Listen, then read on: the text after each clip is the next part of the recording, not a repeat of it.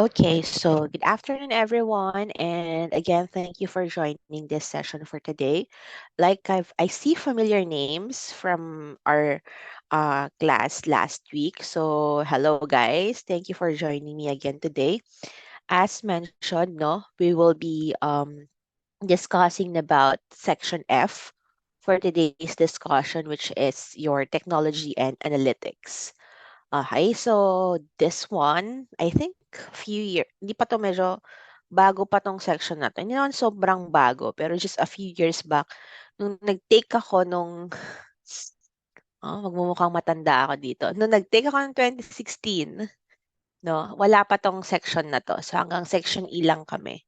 So section F, I think around 2020 or 2019 pinasok tong new section na to. So I believe this section, no, technology and analytics is a big move for CMA, no, to cope up with the technology that we have right now. So it's crazy, guys.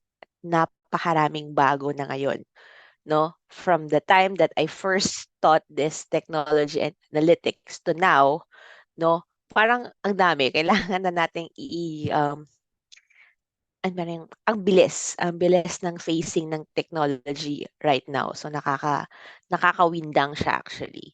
So the I think it was year 2020 when they were like basta around mga ganong time when they're saying that technology, robots later on will take place humans, no? Um, in the market. So wala na daw human resources, magiging robots na daw lahat because of technology, which I think is starting really, no? Parang doon na tayo papunta. But of course, robots have limitations. So later on, no, makikita nyo yan because we have a lot of technology type of discussion here, lalo na dito sa ating technology-enabled finance transformation. No? So your technology analytics section is actually divided into four sections. So you have your accounting information system and your data governance. So for today, we will be discussing the first two, yung half, and then next week we will be discussing the second half, which is your technology-enabled finance transformation and data analytics. So basically, it's just a very quick overview of this technology and analytics. It's actually about how technology affects our daily lives, no? How technology really works when you guys will be management accountants in the future. It's really, really significant, I tell you guys, no? Lalo na, you guys are working in Dubai. I don't know, Dubai po ba kayo or Qatar? Dubai po, tama?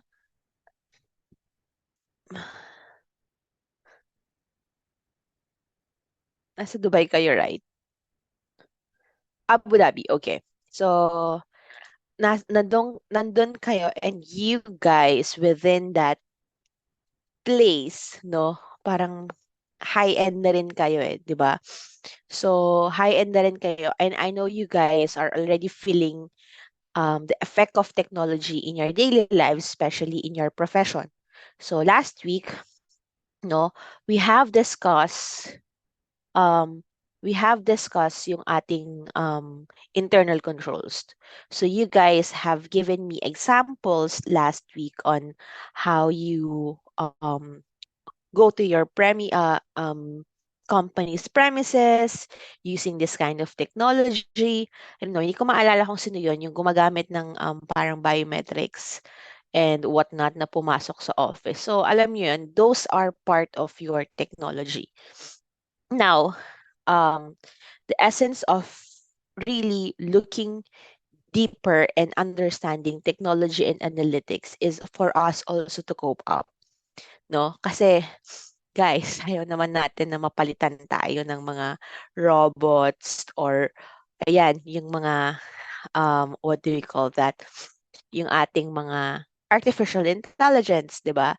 So, and also, aside from that, this is not only a threat to us, no, human beings. But this is also an opportunity for us to grow and, to be more efficient and effective in what we are doing as professionals. No, so it's really, really very important for us to know them. No, it's really very important for us to understand them because whether we like it or not, we'll be using them. No, if we won't be able to use them and utilize them, ang mangyayari, magiging ano tayo, not uncompetitive.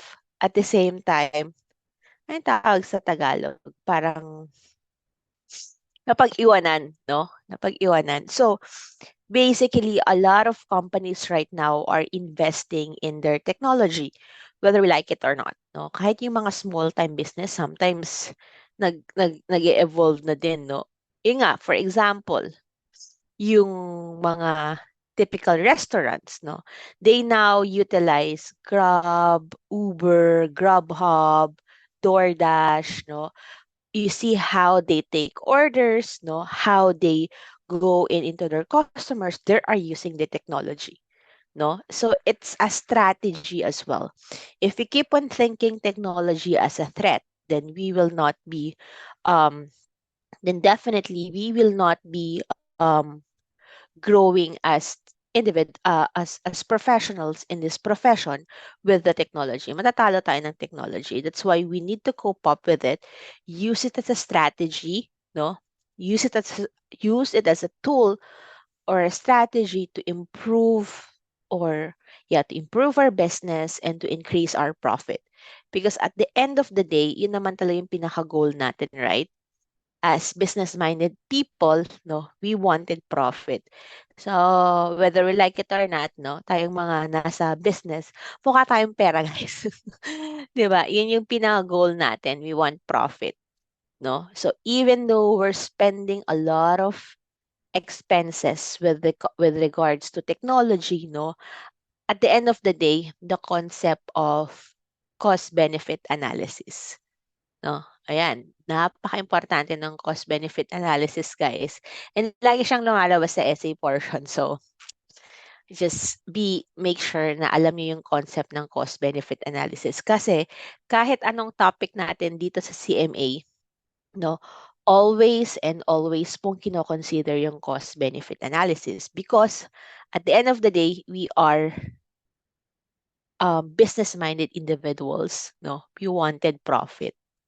No, sino namang company who would invest millions tapos thousands lang pala yung mapapasokan niya. So, lugi tayo, right? Okay. So, first, we will be discussing about accounting information system. So, when we talked about accounting information system, guys, before we jump into this one, I want to discuss first what information system is. No? Remember our discussion last week. Okay? Information system, this typically receives inputs from transactions processing system, aggregates it, and then report it to format useful to the management. Okay, guys, remember our discussion on input, process, output. Okay, saan natin ginagawa yung input, process, output natin? It's in the information system. Okay, dito natin pinapasok lahat ng data, lahat ng transaction details na ginagawa natin. Dito natin pina-process. At the same time, dito natin nakukuha yung output. Say for example, the reports, the financial statements, no, the listings, error logs, lahat-lahat, it's coming from the information system. Okay?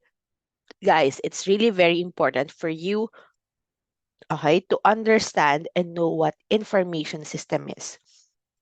Again, do not forget our discussion last week. It's about where you input your data, where you process the data that you have inputted, and this is where you're getting your output at the end of the day. And these outputs or these reports will be useful to the management for decision-making purposes. Okay? So that's your information system. Sa madaling sabi, ito yung parang repository natin sa lahat. When I say repository, don't be confused. I'm not just talking about storage. Okay? Yung storage is just a component of your information system. Okay? Imagine information system as the um ang tawag dito, the ano the system. Parang yung katawan natin, di ba? We are composed of different system. We have the respiratory system, we have the digestive system, parang ganun. Overall, pag pinagsasama mo yun, that's what keeps the body functioning. It's the same thing with information system. Napakadami niyang components for the company to be working. Okay? So that's your information system. Now, we go into much specific type of information system, which is your accounting information system. So at the end of the day, guys, yung accounting information system mo, our output will be your financial statement or your management statement report. Okay? So everything that should be accounted, no, within the organization, pumapasok sa information system na to. Okay?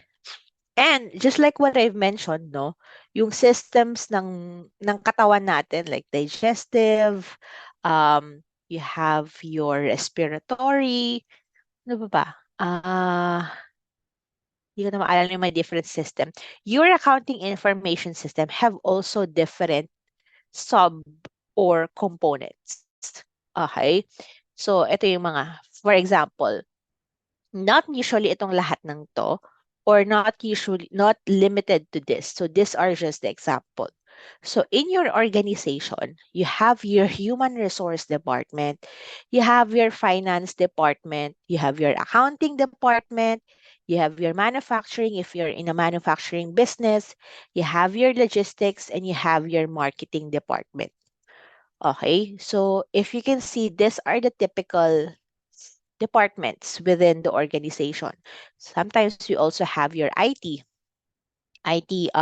department, no? So lahat ng mga department na to or components of your organization, they have data that they collect, no? Specifically for their function. Say for example, let's focus on human resource. Human resource is responsible for what? Can you give me, guys, what are the functions of your human resource based on your department, for example, or based on your organization? So, chat box tayo, guys. What do you think? Yung mga alam yung functions ng human resource.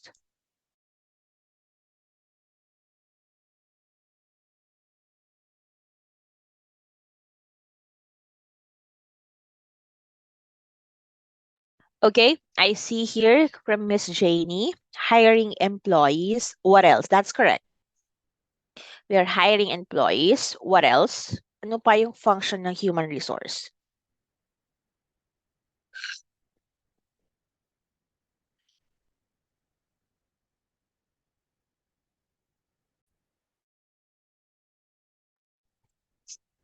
Payroll processing, hindi. Um, pag-process ng payroll would be under your accounting.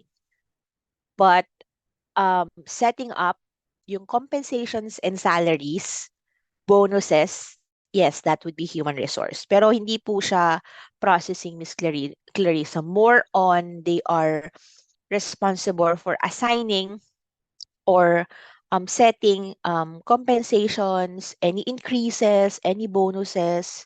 Okay, that's for human resource. Also for when it comes to payroll, they are also responsible for um, explaining to all the employees what are the benefits, what are the deductions, and whatnot. So human resource yun. But in in terms of processing it, hindi yon kay human resource. That's good. Employee trainings and development, yes, that's correct.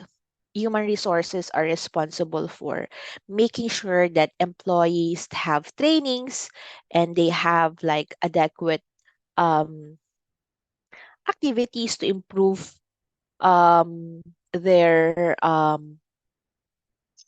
employees. So, performance evaluation of the employees, yung evaluation mismo, it should be done by the managers or the supervisors. But monitoring and, sila yung nagtitrigger nung process to conduct the evaluation, yes, that would be human resource. But again, it's not the human resource who performs the evaluation of the employees. It should be your supervisors or managers who you guys are working directly. No problem, Miss Clarissa. But thank you for that answer. Okay, at least we have provided clarifications on that. Okay, good answers. Anything else? Ano pa yung ginagawa ng human resource? Guys, when it comes to access, ano yung ginagawa ng human resource? This is very, very important. Access. Anyone? Na trabaho ng human resource with regards to access.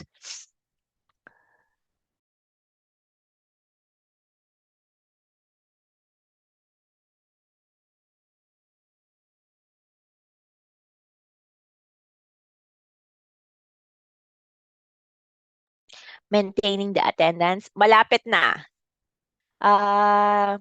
Setting up details for new employees. Yes, that's correct. That's one. Very good on that. So they're the one, since they are responsible for the hiring process, they are also responsible for requesting access for new employees. No? What if pag mata-terminate na employee, they are also the one responsible, no? Communicating when would be the termination date of the employee. So they are the one who are monitoring at the same time. They are the one who's responsible in maintaining the HR listing that includes all of your active employees, all of your terminated employees, lahat po yun human resource. So you guys are all correct. So thank you so much for your answers. Now, why did I ask all of you what are the responsibilities and functions of human resource?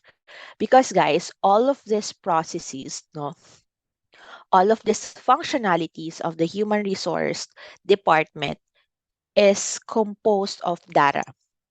Okay. Say for example, dito tayo kay Miss Clarissa, setting up details for new employees. What are the data that human resource needs? Of course, they need the employee name, anong department, kaninong manager, 'di ba? All of those informations. So they need to input. Okay, that's our first process. You need to input all of those informations. Human resource need to input those informations in the accounting information system. Okay? From that, malalaman ngayon ni IT, okay, kung sino yung bibigyan niya ng access. Okay? From that, malalaman ni accounting kung sino dapat yung sumusweldo.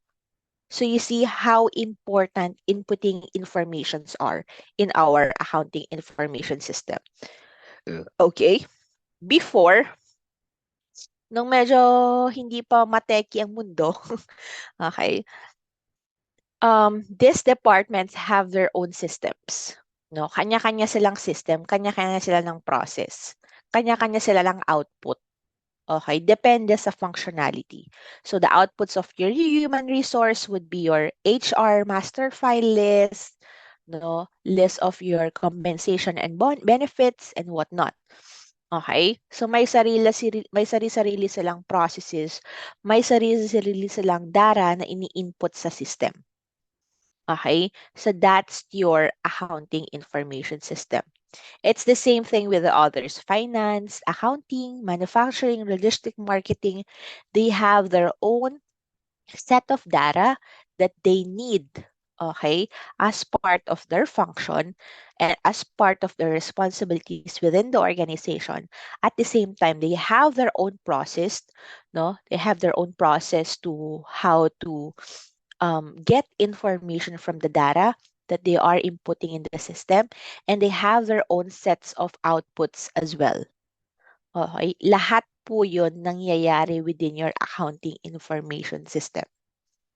Okay? Pag sinabi po na, okay, I think we can go to the next slide. So, as you see here, accounting information system, it's about collecting, recording, storing, and processing your data. Okay, again, it's your input, process, and output. Lahat to ginagawa po sa accounting information system. So there are actually three um, um, sub or components of your accounting information system. You have your general ledger or your financial reporting system. So again, ang ating output dito would be your financial statement reports, no? Hold on one sec, guys.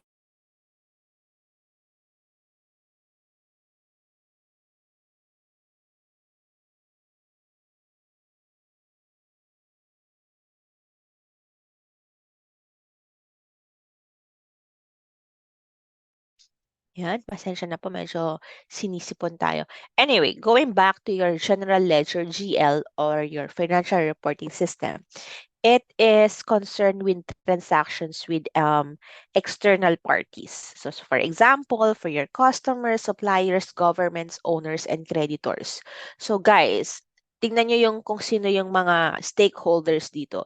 These are actually the stakeholders who are using our financial statements. No? Sila yung gumagamit, sila yung meron talagang business when it comes in using the financial statement. And then the next one is your management reporting system.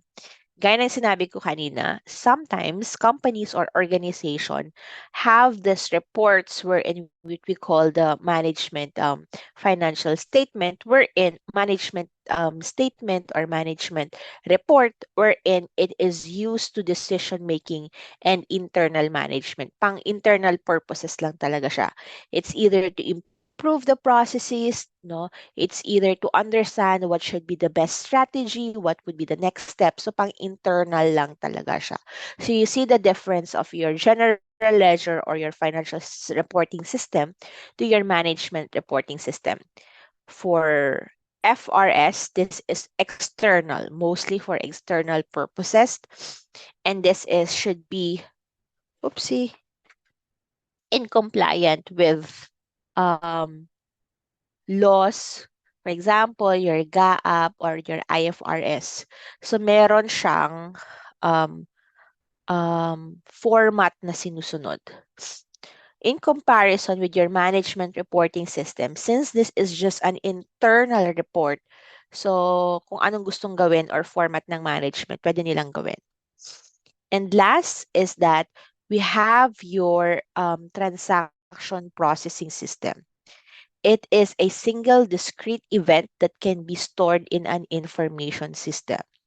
So, bakit napasok tong transaction? Actually, itong transaction processing system, naging component siya ng accounting information system because of the characteristics of how organizations operate. So, say for example, guys, yung banks. The banks is consist of millions of transactions per day, not just millions. I mean, even millions per minute, no? So all of those transactions, those individual transactions are all recorded, no, processed within your accounting information system. That's how big, that's um, how that's how big this accounting information system is. Just imagine a bank, no? Kung gaano karami, no, yung processes or transactions na ginagawa in a day. So your TPS, no, is a system that performs the routine transactions necessary to conduct the business. So whatever transaction, yun yung sinusunod ng accounting information system. For example, if you guys wanted to do deposit, no, meron nang nakaset na process dun sa accounting information on how to do it, no. So that's your TPS. Okay. Now, do you have any questions so far? Okay. Any questions so far or anything that you guys wanted to add? Malinaw naman po yung ating accounting information system. It's very important that we know the concept first before we go later on with the different transactions and cycles that are happening within your accounting information system. Okay. If you don't have any more questions, then maybe we can proceed with this one. These are the components of a good accounting information system. No, these are the components. So your accounting information system, it's not just a system that works. No, there are different components of it. Okay, the first one would be your data. Of course, guys, anong ipaprocess mo sa system kung wala kang data? Again, the rule with data is that it's garbage in, garbage out. Okay? Kung mali yung datang pinapasok mo, don't expect that you'll have a good output. Okay? That's why I'm going back to what we have discussed last week. We have controls in place. Remember our input controls, no, that validates, no, check the completeness, limit checks, and whatnot, validation checks, edit checks, lahat yon ginagawa within your accounting information system to make sure that whatever data that you are inputting in the system is correct. That's one. It's complete. It's relevant. No, it's useful for the organization. Okay, that's your data. That's why, tingnan nyo guys, it's right now, sabi nila, well, which is actually true naman, no? The data is now the most expensive, at the same time, most crucial asset of an organization. Why? Because of the technology, no? Because how all of these systems work. Because all of these systems will not work without your data. Okay? It's either data about your organization or it's data or information about your customers or your suppliers. So lahat yun, guys, naka-input sa accounting information system mo. Okay? That's why it's very crucial, no, for organizations and companies to ensure, no, that their data within their systems are protected. I will discuss that one shortly later on. So that's your first component, very, very important, data. And of course, next one is your established procedures. These are your controls. Established procedures or your controls. Meaning, your accounting information system, remember, there are processes how you input your data, how you process it, and how you output, how you generate your output. So you have controls. Sino yung gumagawa, paano ginagawa, okay? Paano chine-check if complete, meron kang criteria on what are the data that you should be inputting. You have a criteria on how to make sure that the data or the process is completed, no? All of those controls are also what we call established procedures should be there. Okay, again, remember our COSO framework that SOX actually, Sarbanes-Oxley Act. This is the responsibility of the management.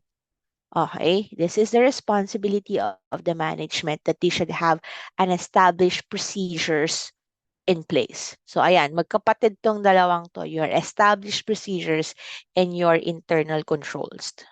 Your internal controls is making sure, no, yung controls mo kasi guys, you have established procedures there. So siya yung parang backbone ng controls mo, your established procedures, the processes and how you do it.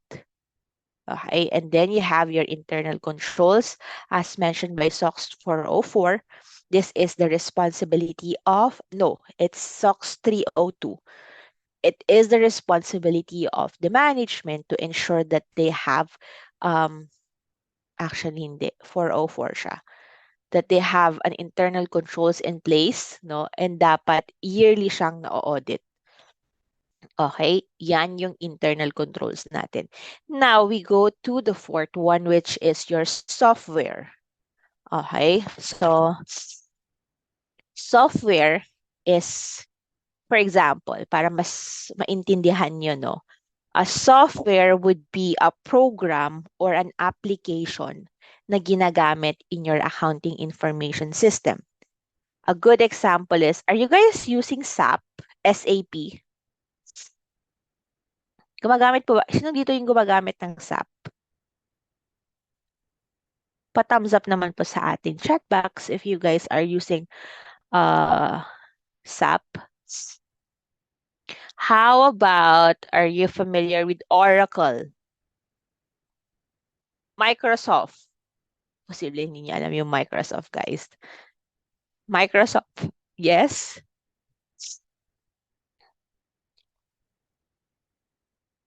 Gumagamit kayo ng Microsoft? Anong ginagamit nyong, ano bang maganda? Okay, ano ginagamit nyo for your payroll, guys? Kami, success factor kami. SAP success factor. Kayo, guys. Can you share if you are familiar with?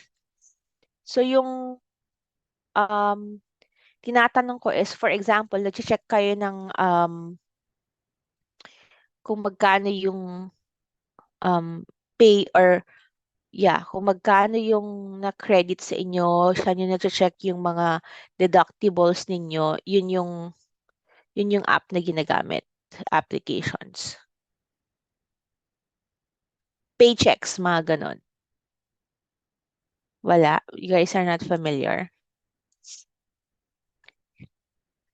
So, maybe we can use an example sa phone.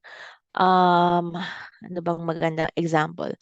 Para mas ma-visualize nyo what a software is.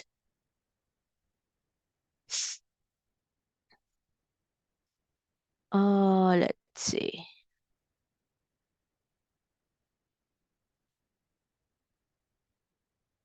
Um, yeah, an example would be your Microsoft Word. Google Chrome. It's another example of a software. Okay, I know if you're familiar with Teams. Gumagamit kayo ng Teams, guys. Yes. No, hindi kayo gumagamit ng Teams. Ano ginagamit nyo to communicate? Yes, okay. Okay, gumagamit ng Teams. So that's an example of a software. Another would be your Gmails, PowerPoint. Yun yung mga typical software na ginagamit, no? So para siyang application. Kung sa phone, no? Kung sa phone, ito yung mga Facebook, para mga ganun yung examples niya, yung software. But for accounting information system, meron tayong tinatawag po na operating system. It's the system that you use to operate your business. So overall, ito yung ginagamit mo na application, no? I feeling ko mas magandang gamitin natin yung term na application. But software is basically the program or application that you use to run your business. Okay? So, maraming klase ng mga software. Merong application software, we have your system software. Okay? An example of your application software would be your Outlook, your Teams. Okay? So, yun yung mga typical na ginagamit nating mga applications within, no, our organization, mga Gmail, yung mga yon. So, those are example of your application software. But we are more on the system software. Okay? Yung system software, it's actually a type of a computer program that is designed to run a computer's hardware and application programs. Okay, ganito po siya. Si iOS, okay, sa mga naka-iPhone dyan, no? Your iOS ba? Tama. Your iOS is your operating system. Okay? Your application system would be your Facebook, your Instagram, your camera, okay? Chrome, Messenger, okay? So, ang nangyayari sa system is that your operating system is the one responsible para siyang yung main controller. Oh, it is the main controller making sure that your hardware, meaning your phone itself, okay, ito yung hardware natin. Your hardware and the application programs, which are the Facebook, YouTube, Instagram, your messengers, are working as one. Okay? Kaya nga siya tinawag na operating system. Okay? So, it is actually, para siyang, hindi naman middle, pero siya yung nagbubuklod. Pangit, Tagalog. Nagbubuklod. But yeah, that's nagbubuklod or making sure that all are working as expected. Okay? Yun yung um, system software or what we call your operating software. Okay? So, tatlo yan, guys. No? Tatlo yan. I want you to take note of these three very important software.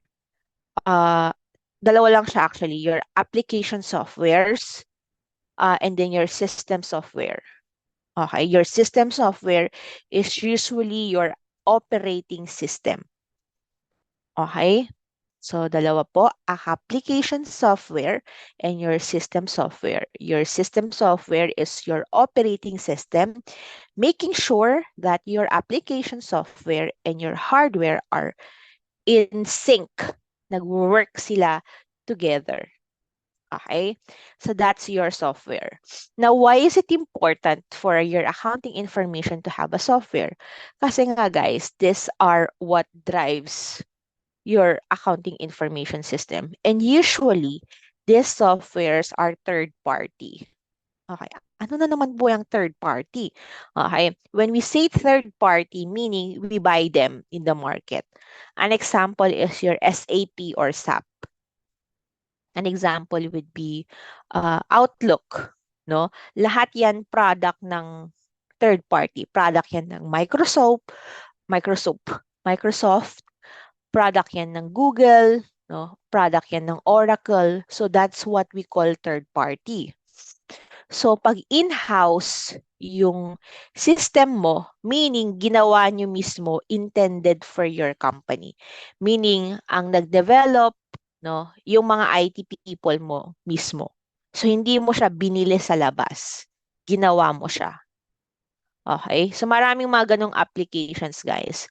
So, I want you to be very familiar with those. Meron tayong tinatawag na, again, third-party or vendor softwares or meron din tayong tinatawag na in-house.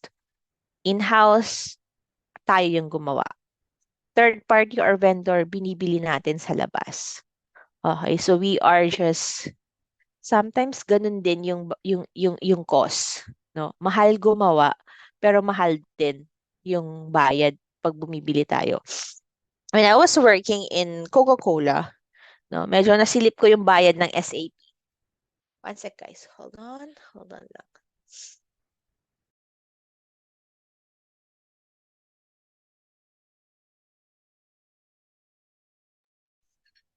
Okay.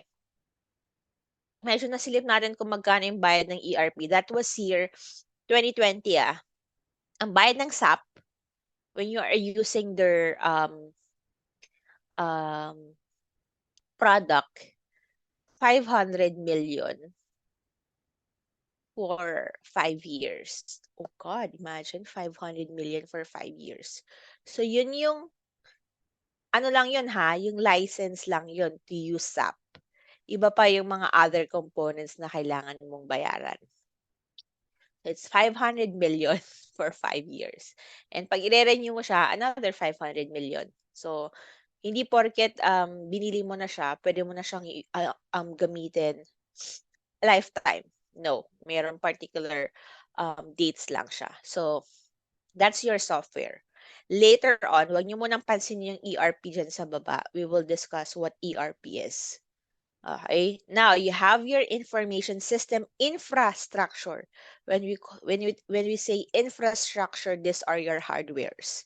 You have your computers, you have your data centers, okay, yung mga storage. But right now, no, a lot of people are moving to cloud. If you guys are familiar of what cloud is, but don't worry, we'll discuss that further on later. So just to give a quick note on that. So sometimes hindi na bumibili ng storage or data center yung company, nagrerenta na lang sila sa cloud, no? To reduce costs. Again, we'll discuss cloud, I think on the third portion of the technology analytics. Nasa number 3 ata yun sa technology enabled. Okay? And then of course, ito yung sinasabi natin na even though you have a very good information system, perfect na lahat ng software, maganda lahat ng data, but who's gonna be doing it? Okay, so you still have your people, your stakeholders who will be responsible in making sure that whatever you have set as established procedures, what you have set as internal controls, what ERP you have decision to use, kung sinong gagamit nun, at the end of the day, it's still the people. No? That's still, hold on one guys. Guys ha, nagkaka-problema lang dito sa, wait lang.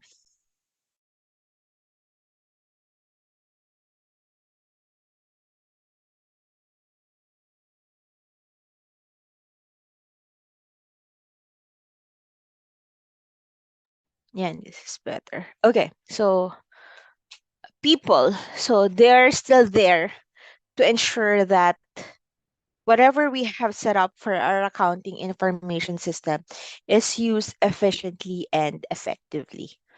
Okay, so that's your accounting information system, and these are the major components. So sometimes there are more, but I just add in here the basic and what is usually used by organization. Now, itong accounting information system natin, we have also what we call the value chain. It's a set of processes that a company uses to add value to its product and services. Okay? So, I want you guys to take a look into this one. So, you have your supporting activities and your primary activities. Okay, I need your participation in your organization, in your company. What type of industry are you guys into? Anyone? If you can just share that. Kung anong industry po ninyo. Are you in a service type of business? Are you in a manufacturing? Are you in a retail? Anyone?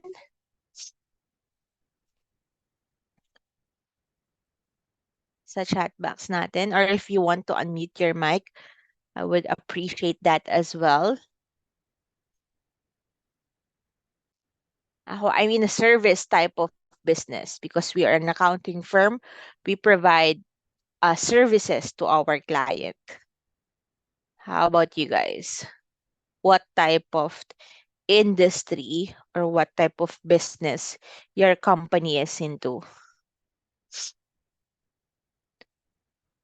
Nakatulog na ata kayo. Ayan. Education or school. Okay. So for education and school, you are actually a service type of, nasa service kayo. So you provide service by teaching kids or people. Okay. Thank you, Miss Janie. How about the rest po?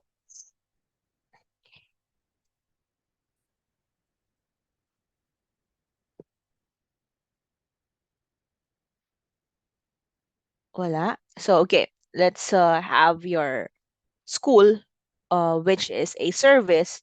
So your primary activity actually is to teach people, no? So nasa service yung primary activity ninyo. And then, in an organization kasi guys, meron tayong tinatawag na primary activities and your supporting activities. Your primary activities are more on what your company is doing.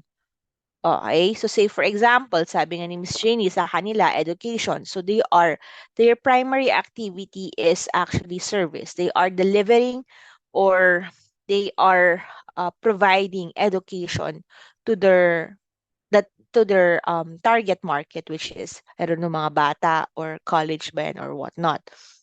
Okay, so that's their primary activity. Now, within your organizations, merong mga departments na hindi sila tumutulong or it's not their responsibilities do not involve teaching your market, teaching the people. I mean, teaching the kids, for example. So, say for example, your human resource, your IT, your procurement, hindi sila nagtuturo, right? But they are part of the organization and that they are what we call your supporting activities. Another example would be, say for example, Coca-Cola, which is a manufacturing company. Okay, their primary activity is to manufacture. They have production. That's their primary activity. At the same time, retail, nagsisales sila. So that's also part of their primary activity. Pero may mga supporting activities tayo at the back, no? At the organization na hindi man sila nagbebenta, hindi man sila tumutulong sa pag manufacture or pag-produce ng product. They are part of the organization and they are giving value, no, to the products and services of the organization. How does it work? Okay. For example, your human resource department. Okay. You have mentioned a while ago yung mga functions ng human resource. Now, if you're looking into it, they are not really directly working on the primary activities of the organization. Say, for example, kay Coca-Cola, hindi sila nagbebenta, wala sila sa planta para mag-mix ng Coke or ng mga products or whatnot. Okay? But they are there to hire competent people who will do the job. Okay? Kasi guys, if the HR department will not be doing its job, no, to hire good people, it will be a problem. Kasi hindi maganda yung sales, no? Hindi maganda yung production, hindi maganda yung service na ibibigay mo sa yung mga customer because you hired the wrong people, no?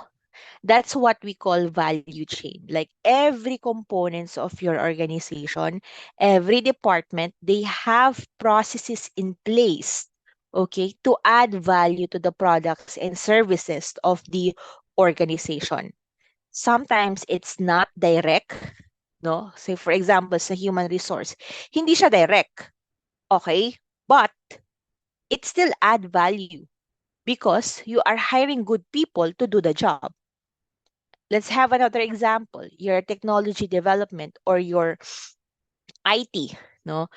Ang IT, gumagawa sila ng mga program, ng mga applications for the sellers to use. See, for example, a good example again is si Coke.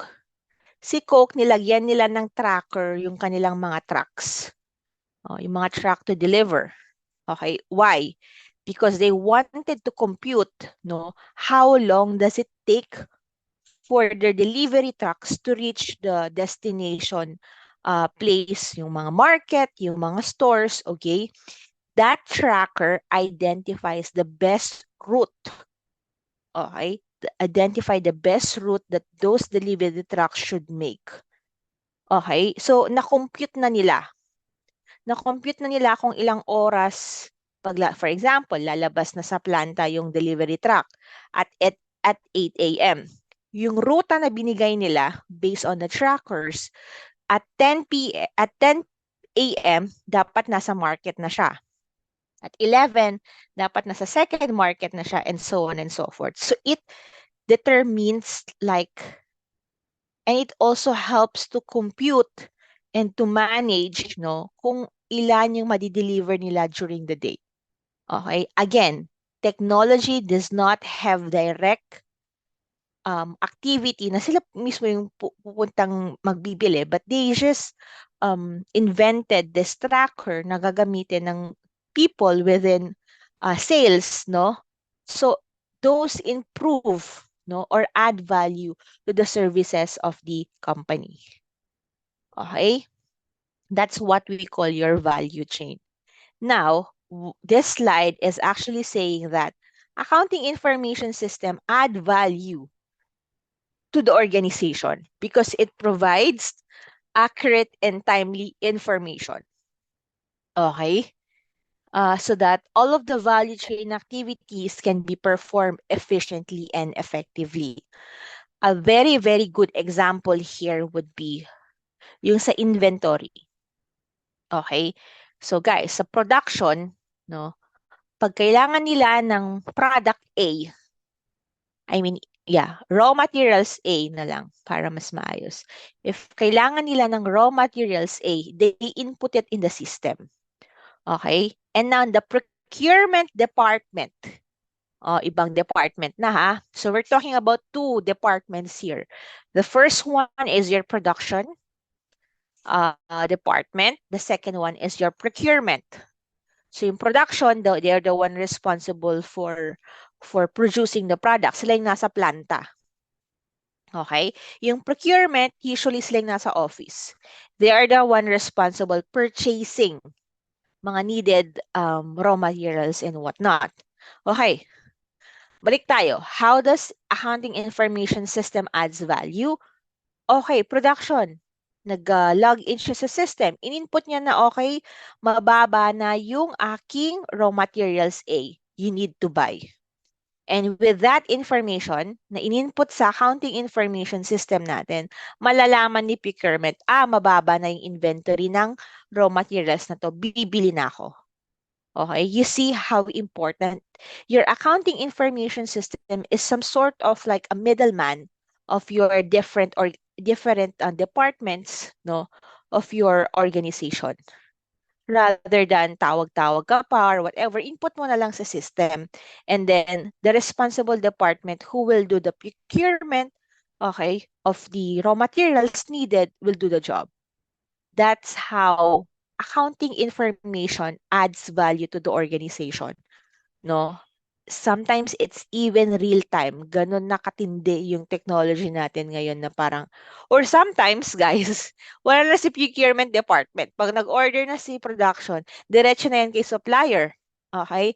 That's how intense, no? Ganyan na high-tech, high technology ang ginagamit natin ngayon.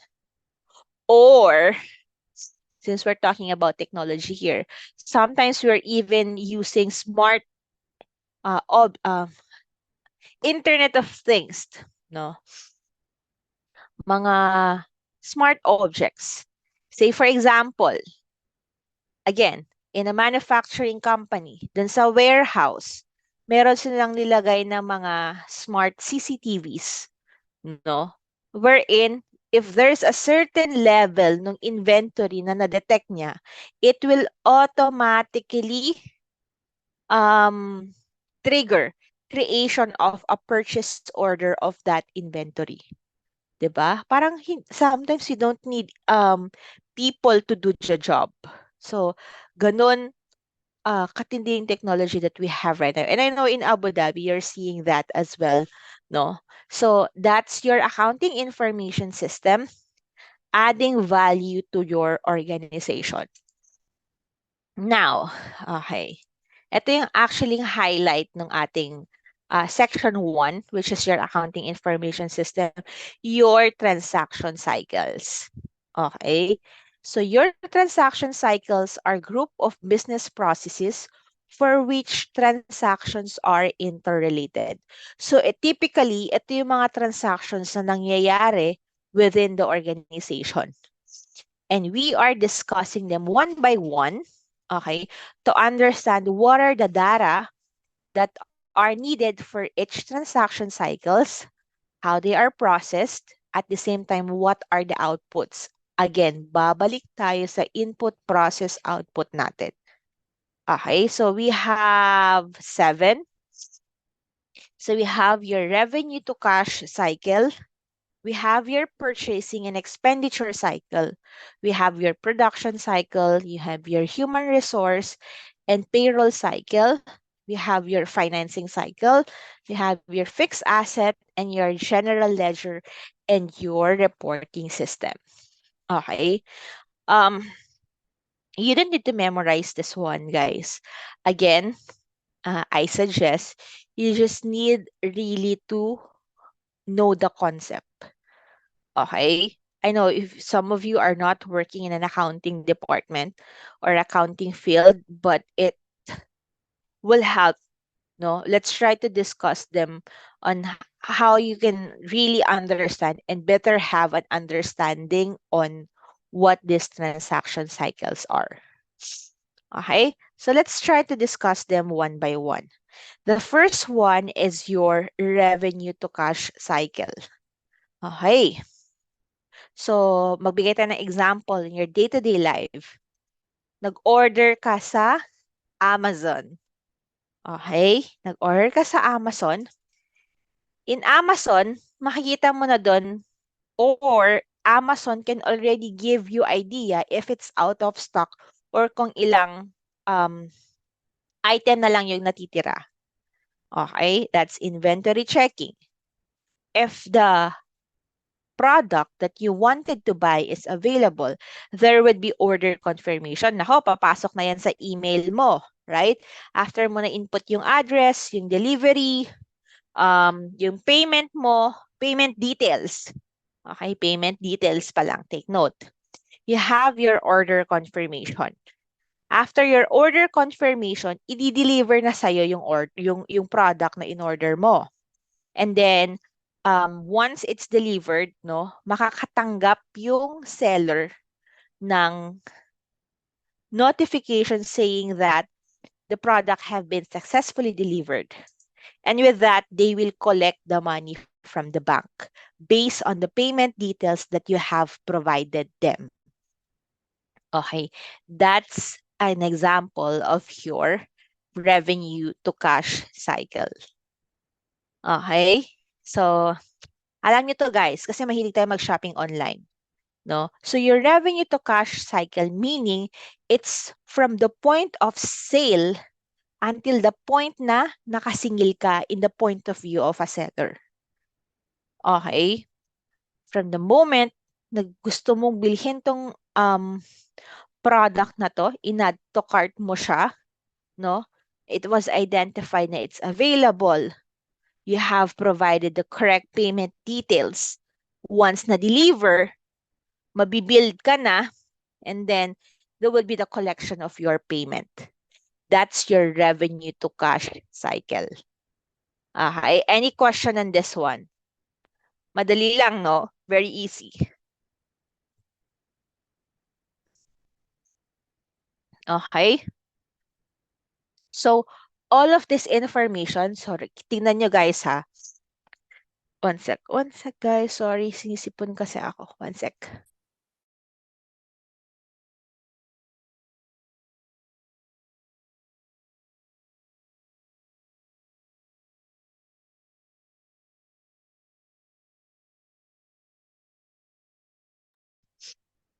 Sorry for that. Okay.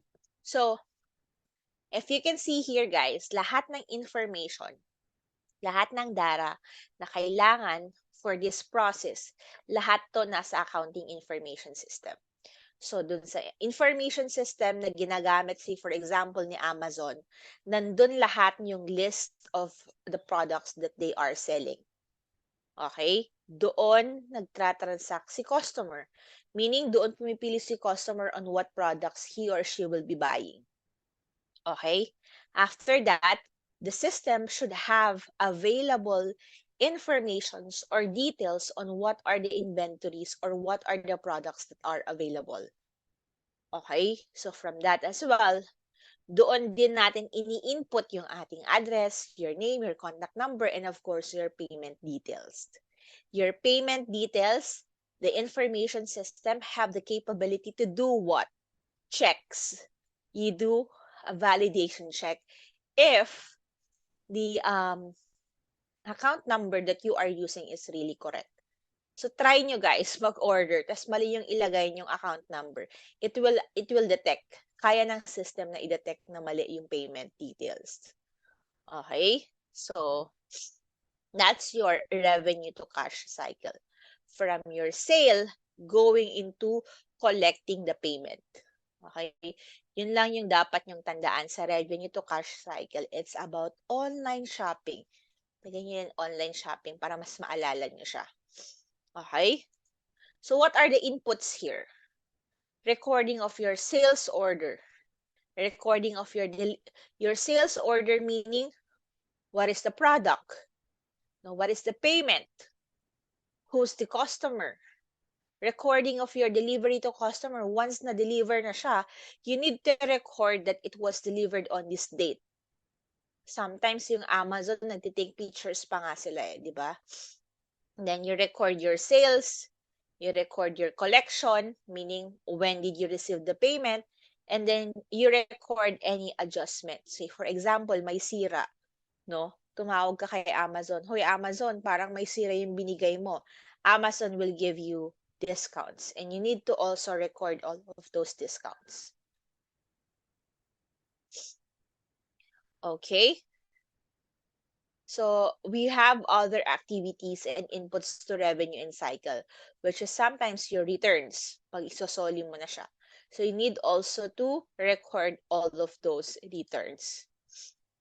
The next one is how the information is inputted. Okay, paano mo input? It can be in your computer, can be voice input, can be tablet, mobile device, no? And other types of electronic input device to enter sale. Okay? So, depende yan sa phone mo, sa tablet, whatever type of technology you use to input the order. What are the outputs? So, your outputs are your sales and inventory reports, customer statements, your customer aging reports for your receivables, and your collection report. So again, your accounting information here is used for tracking the sales of your goods and services that you have offered to your customers, and so on and so forth. Again, I repeat, you don't need to memorize all of this. You just need to know the concept. Pag alam mong it's about sale, alam mo na yan. Pag mga sales report, inventory report, papasok yan sa revenue to cash cycle. Okay, revenue to cash cycle, it's from your sales until you get the payment. Okay, that's revenue to cash cycle. That's our first cycle. The second cycle is that you have your purchasing and expenditure cycle. Kung kanina, nagbebenta tayo, ngayon bibili naman tayo. Okay? Pag bibili tayo, of course, we need our purchase requisition. It's actually a request or a form that we use to record what are the materials or the services that we need to buy, to purchase. And then, papasok dito yung purchase order creation. Meaning, yung purchase order creation, ito na yung kino-communicate natin sa ating supplier. Okay? Yung purchase requisition, internal lang to guys. Sa atin lang to. Yung purchase order creation, ito yung na-identify na natin kung kanino tayo bibili. Okay? Na-order na natin sa kanila. That's why we call it purchase order. We have already told our supplier, oy, bibili ako ng ganito. You need to deliver it to me. And then, i-deliver na sa atin, we will be receiving the goods or the services that we have requested or purchased. And then, once na-receive na natin yun, we will have our goods receipt preparation. It's the recording of the actual physical item that we have received. Okay, hindi porket receive, bayad na agad. No. Okay, we need to check. After that, we have their payment. Okay, after we have confirmed that we have the correct items, we will do our payment. O, di ba guys? Madali lang to guys. Very, very easy. So, purchasing and expenditure. Purchase, gagastos tayo. Hindi tayo magbebenta, gagastos tayo. So, mag-order tayo. So, once naka-order, doon tayo magbabayad. Okay? Once we have received the goods that we have actually requested or purchased. Okay? Again, it's important for us to know what are the inputs, how the informations are inputted, and what are the outputs. Output, I will not discuss this one na guys ha, yung mga inputs and how information are inputted. So, since ipro-provide ko naman yung PowerPoint sa inyo, please take time just to read them para pag nabasa nyo siya in our MCQs, alam nyo we are talking about purchasing and expenditure cycle. Okay? So again, how these informations are inputted, again, the use of your computers, tablets, you have your portable barcode scanners, no, scanned images.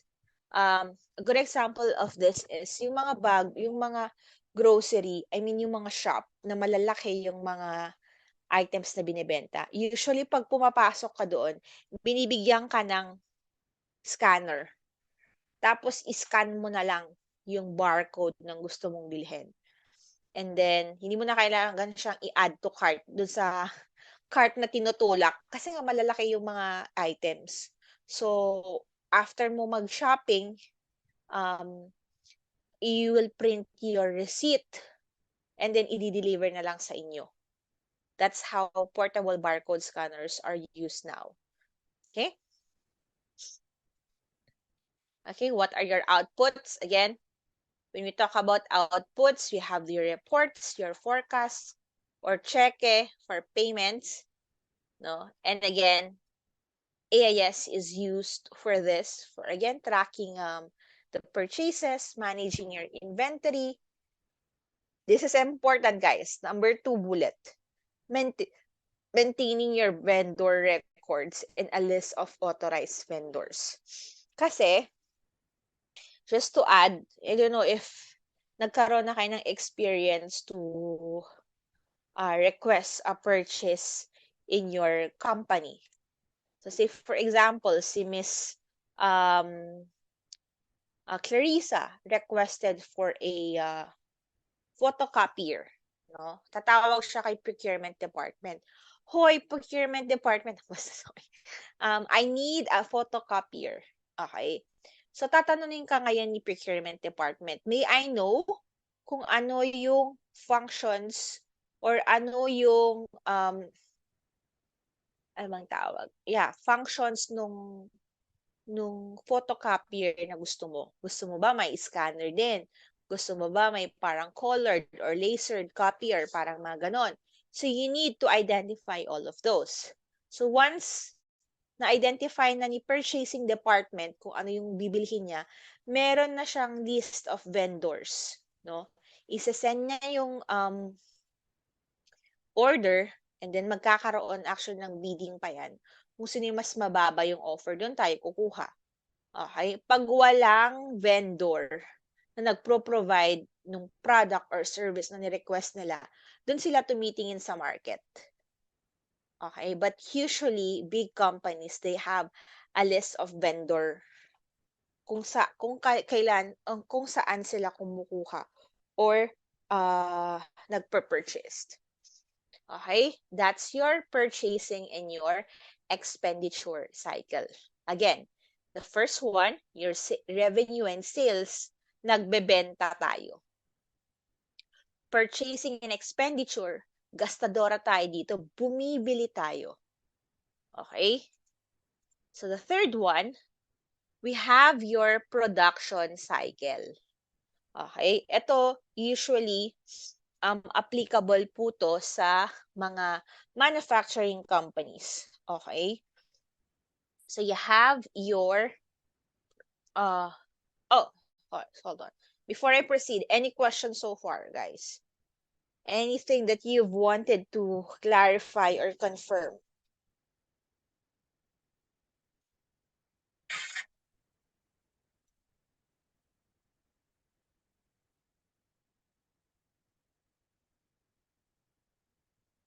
Anyone? Pa-thumbs up naman, guys. If you're still there and you guys don't have any question.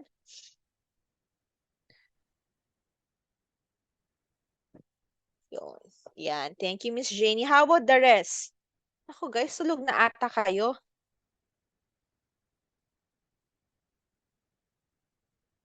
All good?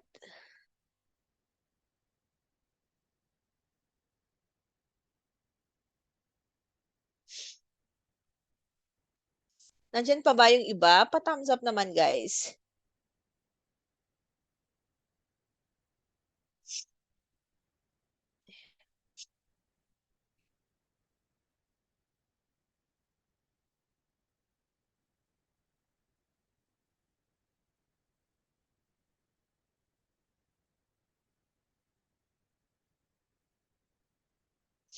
Okay, I think we can proceed.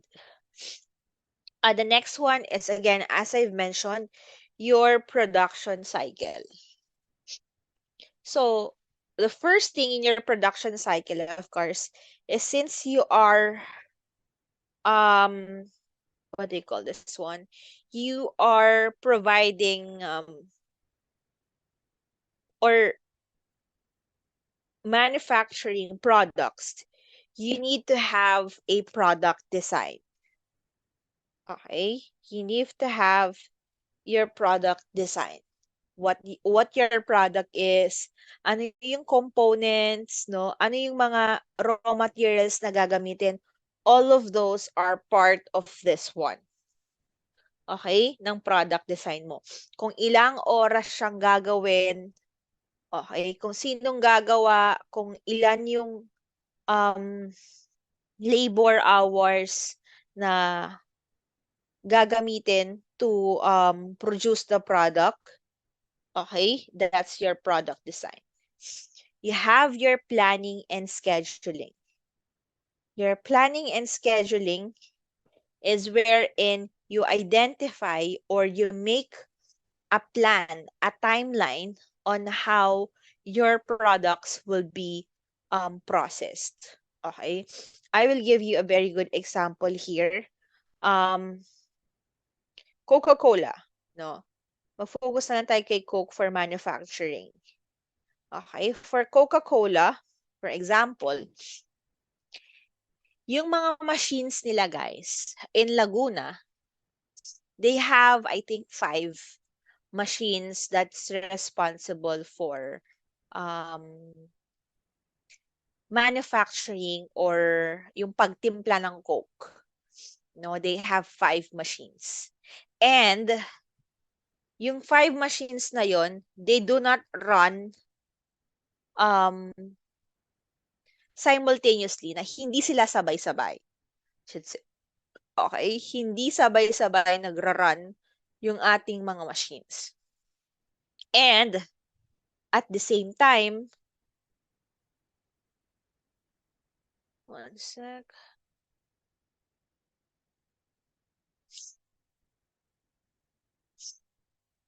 And at the same time, yung mga machines, guys, hindi pwedeng nagra-run yan 24/7. They are just running for a period of time in a day. Say, for example, ang maximum niya is 10 hours. Okay? So, for Monday, ang magra-run, example lang to ha, machines 1 to 3. They will run from 8 a.m. to 6 p.m. Okay, that's 10 hours. So, ang susunod na shift doon would be your machine 4 and 5. So, you are planning and scheduling at the same time kung anong product yung ima-manufacture. So, for example, Monday, puro Coke. Tuesday, puro Sprite. Thursday, Royal. Parang ganon. Orange juice. or yung Wilkins or yung water nila or whatnot, no? So, ganun yung planning and scheduling ng production cycle. Why do they do that? Is that they need to consider, guys, yung machine. Okay? Napapagod din yung machine, guys. And pag nasira yung machine, it will definitely cost a lot. That's why they need to follow their planning and scheduling well. Okay? Kasi pag hindi po to nasunod, no, masisira yung machine mo, overrun yung machine. Pag nag-stop yung isang machine na sira, imagine kung ilang production yung na-delay. It will cause a loss, no, to the organization.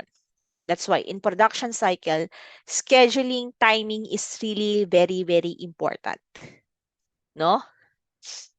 The third is that you have your production operation. Ito na yung in action na ginagawa na yung production. And then you have, of course, this is one component of your CMA exam, your cost accounting. Your cost accounting is composed of wherein you have identified how much is the cost of the production from materials, from labor, from overhead, yun. Kino-compute po lahat yun. Okay? How much is the expenses you have spent for electricity, no? Sa iyong mga supervisors, sa iyong managers, all of those costs.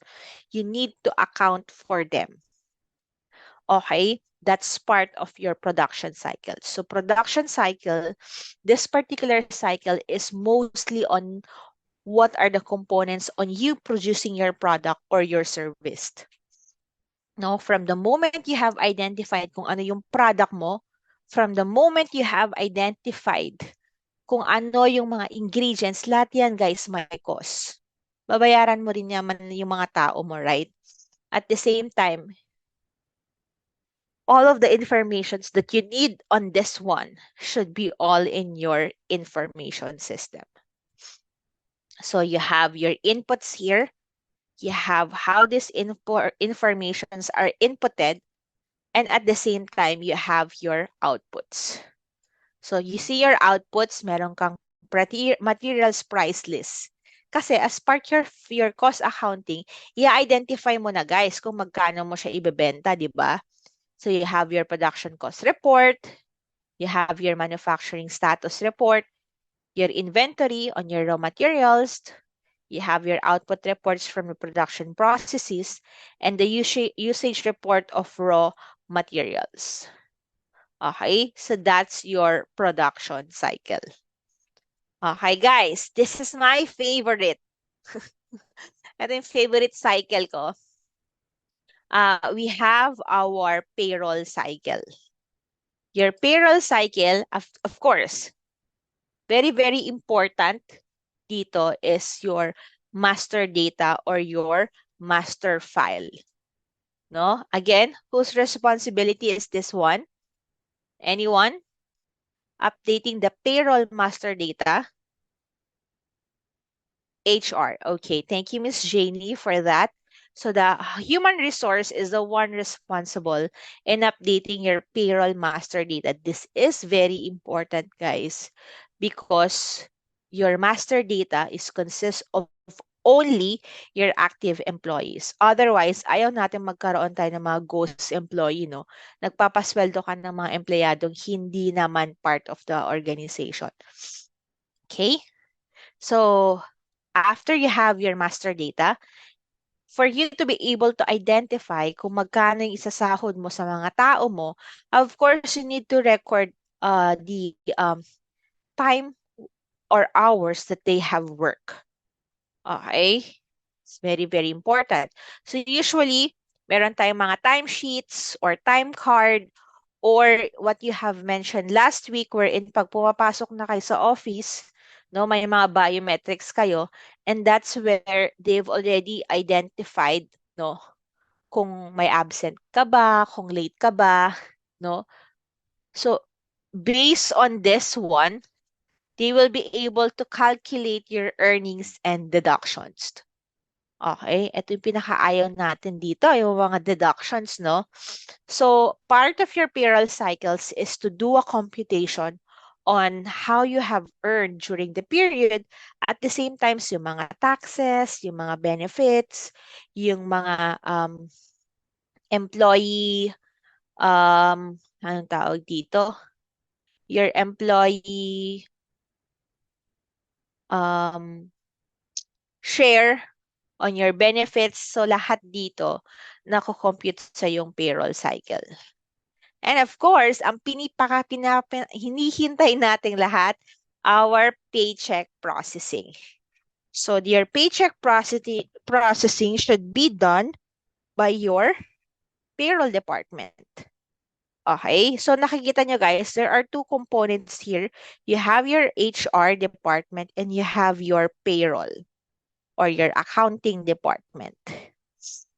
And after that, you will have your payroll accounting. Your payroll accounting now, it's the responsibility of the accounting department wherein they've identified kung magkano yung babayaran nila sa government for the tax, kung magkano yung ibibigay na sa federal or sa state, or magkano yung ibabayad nila sa mga medical insurance or whatnot. That's your payroll accounting. Okay, so that's your payroll cycles. Okay, so lahat to, if you're familiar with, during your onboarding process, dinidiscuss to lahat. Ito nga actually number 1 dun sa agenda na payroll. Okay, so that's your payroll cycle. Again, your inputs, you have your outputs here, and we have how AIS is used for your payroll cycles. I won't discuss them na very specific guys. Usually if it's related to payroll, then it's payroll cycles. But again, I'll be providing you this slide for you to have an information. Okay, now let's move on to the next one, which is your financing cycles. Your financing cycle, this is the responsibility of your finance department. It's just about how they manage their cash. So tignan nyo, napaka-straightforward ng cycle na to. They receive of cash, sometimes receive cash through loans or subscriptions. Umuutang tayo. Sometimes when we need cash, umuutang tayo or meron tayong mga subscriptions or yung mga stocks, mga ganun. Okay, yung mga nare-receive nating dividends. Okay, that's how we receive cash when it comes to financing cycle. We do not include here the cash from operation. Meaning yung sales mo, yung revenue mo, no, it's not. Okay, financing to guys, meaning how we are getting additional resources or additional money. Okay, aside from our main operation. So, pwede tayong umutang, pwede tayong invest sa mga stocks, okay, for us to get money. Whatever money that we have received, we need to manage them. Okay? When we say manage, ganito siya. Okay? If we have collection of cash, we should be able to collect them as soon as possible. Okay? Kasi guys, million ng pinag-uusapan natin. Kung sana, na-receive natin today yung 10 million, na-receive natin siya a week after. Okay lang naman yan, a week after lang po. Yes, but you should have invested that 10 million in the bank for 10 days. Di nagkaroon ka sana ng interest. Diba? If you know what I mean. That's why we should be managing our cash efficiently. Okay, that's for collection. For disbursement, dapat nagbabayad tayo, no? We are taking advantage of discounts, no, for prompt payment and when discounts offered is favorable. So say for example, bumili tayo, okay, worth 1 million, no? Pag magbabayad tayo earlier, meron tayong 10% discount. Okay, within 10 days, pag nagbayad tayo, meron tayong 10% discount. Of course, we need to take advantage of that. Okay? So it's just maximizing the cash that we have and maximizing the time that we have to pay our expenses. Okay? That's the role of your financing department. And of course, you also need to pay interest or amortizations. Okay? Again, managing cash. Again, when we say cash here, we're talking about cash other than the cash that we receive from our primary activity, which is the main operation of the organization. So ito, mga other resources of cash. Okay? So these are your inputs and we have your outputs. Okay? So iwan ko na sa inyo to guys for you to read. Okay? Now, the second to the last is you have your fixed asset cycle. Okay? Parang kaparehas to ni purchase and expenditure.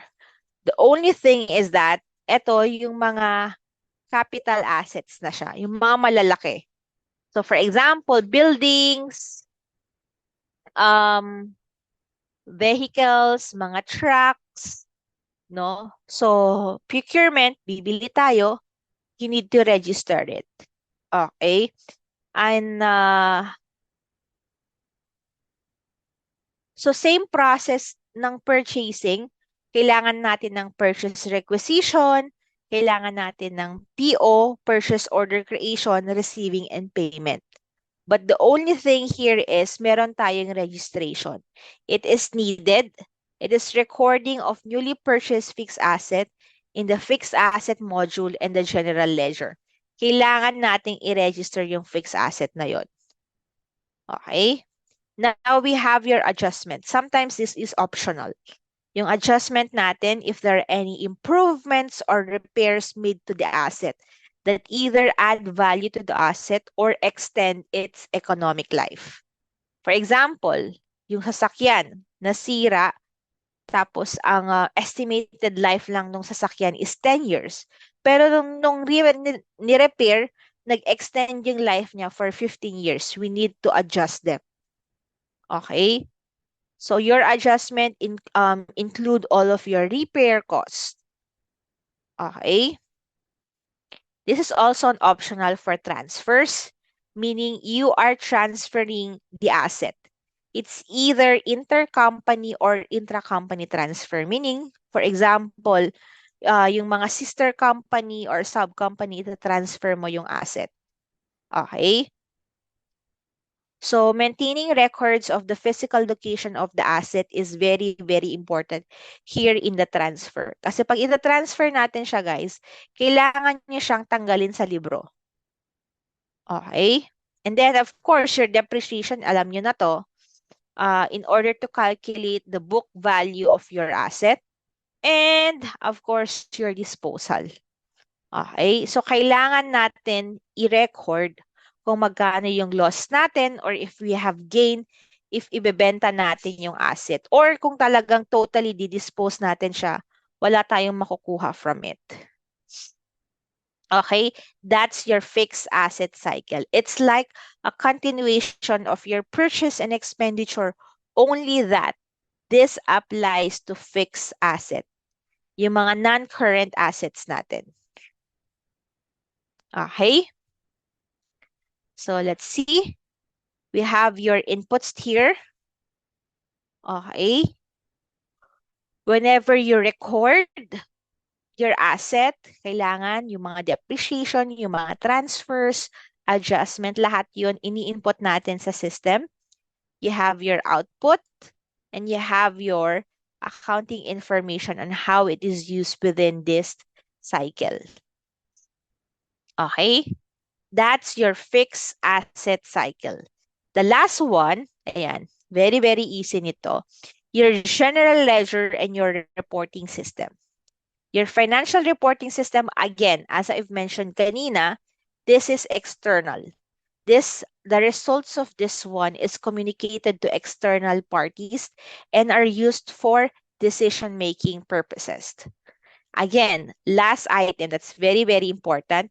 These reports are prepared under the guidance of your relevant accounting standards. So this is a must. This is a compliant. You need to be compliant. You need to prepare your financial statement. And again, this is audited by external auditors. Now, the second one is your management reporting system. No, again, this is just used internally. It's either to improve the process and for decision-making purposes as well internally. Hindi to na-audit. At the same time, it's management's preference kung gusto nilang magkaroon ng management reports or not. Nasa kanila yon. Okay? Since this is not a requirement by the law. Unlike sa financial reports na kailangan siyang na-prepare. Okay? Now we have here your accounting information system here. And I want you guys to take note that it can either be manual or automated. Okay? Hindi porket sinasabi nating system, pag naririnig nyo na kasi yung mga system guys, no, ang naiisip natin is, ay, computer na to, ay, automated na to. Okay? For big companies, yes, it should be automated. But for small companies, I will give you a nice example. Okay? For example, yung sari-sari store ni Aling Nena. Okay? Alam naman bumili si Aling Nena ng computer, no? Para i-record lahat. Usually, meron siyang notebook. Yung notebook niya nakalagay doon on how many inventory she has as of the moment. Meron siyang 2 case of Coke, meron siyang 10 bags of rice, no? Meron siyang 5 packs of Hello chocolate, no? Lahat 'yun nakalagay sa notebook niya. She will put all of those in her notebook. She's inputting the data. What are the available inventory that she have? Whenever may bibili, ang gagawin ni Aning Nena, maglalagay siya ng tick mark na ito na yung nabenta. At the end of the day, she will do a reconciliation. She will compute kung ilan pa yung inventory niya, and she will identify if kailangan na niyang bumili.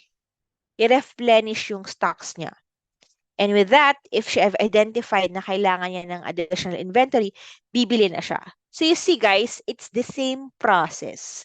No, you are inputting your data, you are processing it, and you have an output.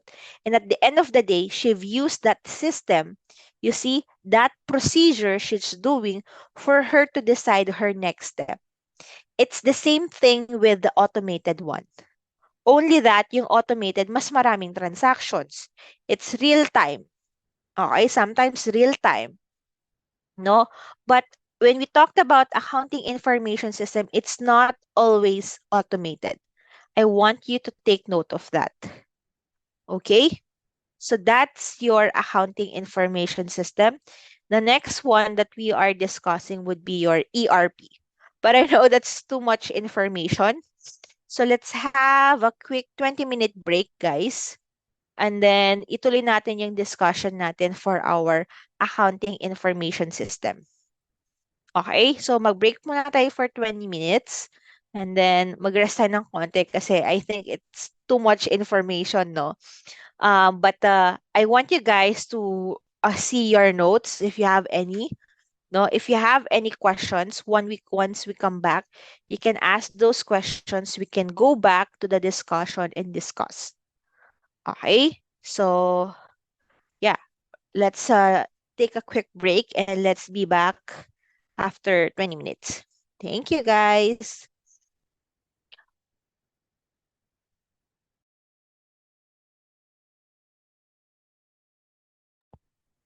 Okay, guys, please let me know if you're back. Pa-thumbs up naman po sa ating chat box.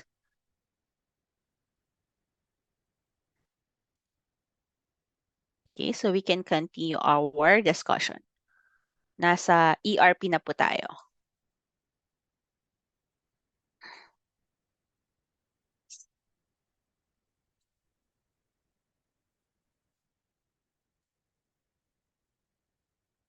You guys are there?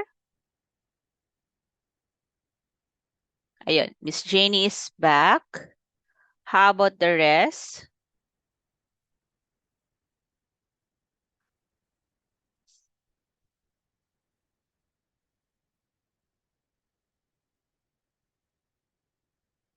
Okay, Miss Clarissa is also back.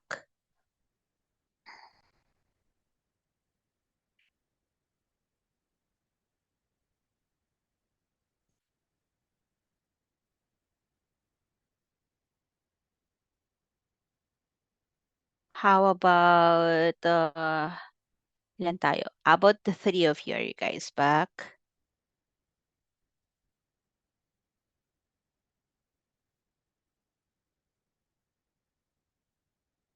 Any questions so far, guys?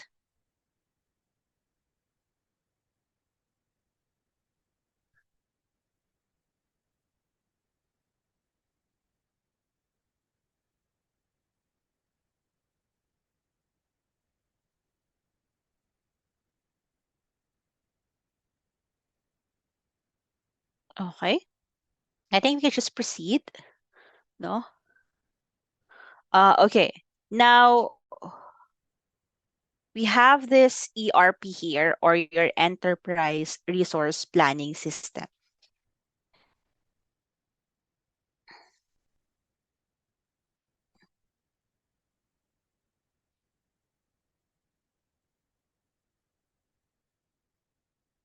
Okay. What is ERP? No? Um, so yung ERP natin, guys, it's an example of an accounting information system. Okay?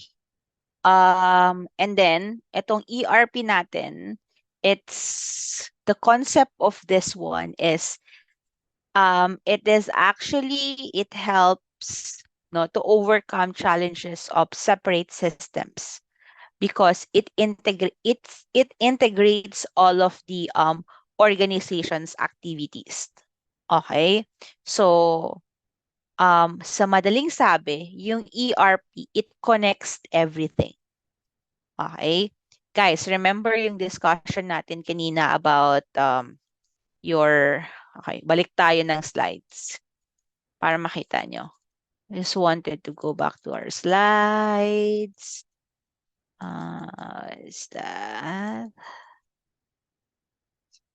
Mm, okay, this one. Yung sa ating pinakaunang slides a while ago, no? You have your different departments in your organization, no? And then, we are saying a while ago na may sarili-sarili silang processes.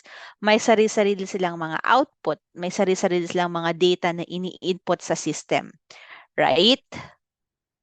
Now, ang sinasabi ni ERP ngayon is that, ano ba yung ERP natin ngayon?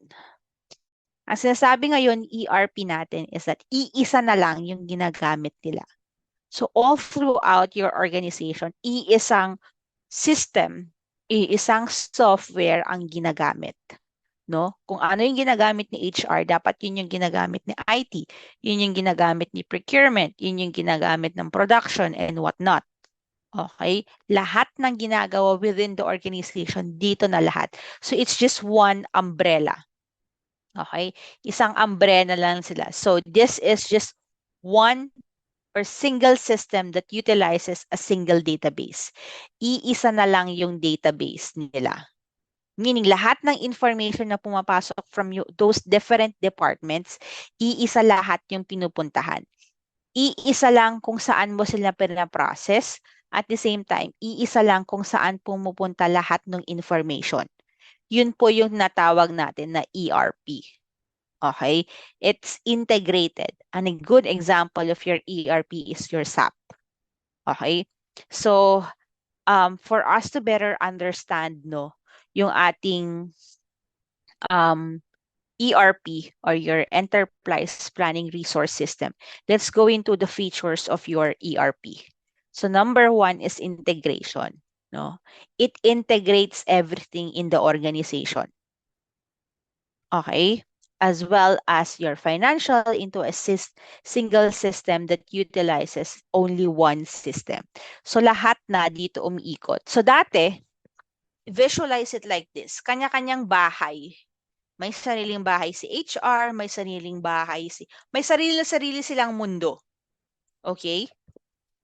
But when enterprise resource planning came, ang nangyari, lumipat lahat sila sa iisang bahay. No? Siguro separate rooms na lang sila, ganun. But they are using the same system at the same time, the same database. Okay, so integrated, meaning it integrates the accounting, the customer relations management, the services, okay, the supply chain needed by all the organizations will be available, no, for every one of them. So kung ano man yung data na pinasok ni human resource, no, dito sa system, pwede na siyang ma-access ni IT department, pwede na siyang ma-access ni procurement, pwede na siyang ma-access ni payroll. Okay, kasi iisang bahay na nga sila. Okay, yun yung kagandahan ng enterprise resource planning. Whatever you have, others can have access to it, but limited access. Okay? Need to know basis pa rin tayo. Siguro may access ka pero read only lang, hindi mo siya pwedeng i-edit or i-modify.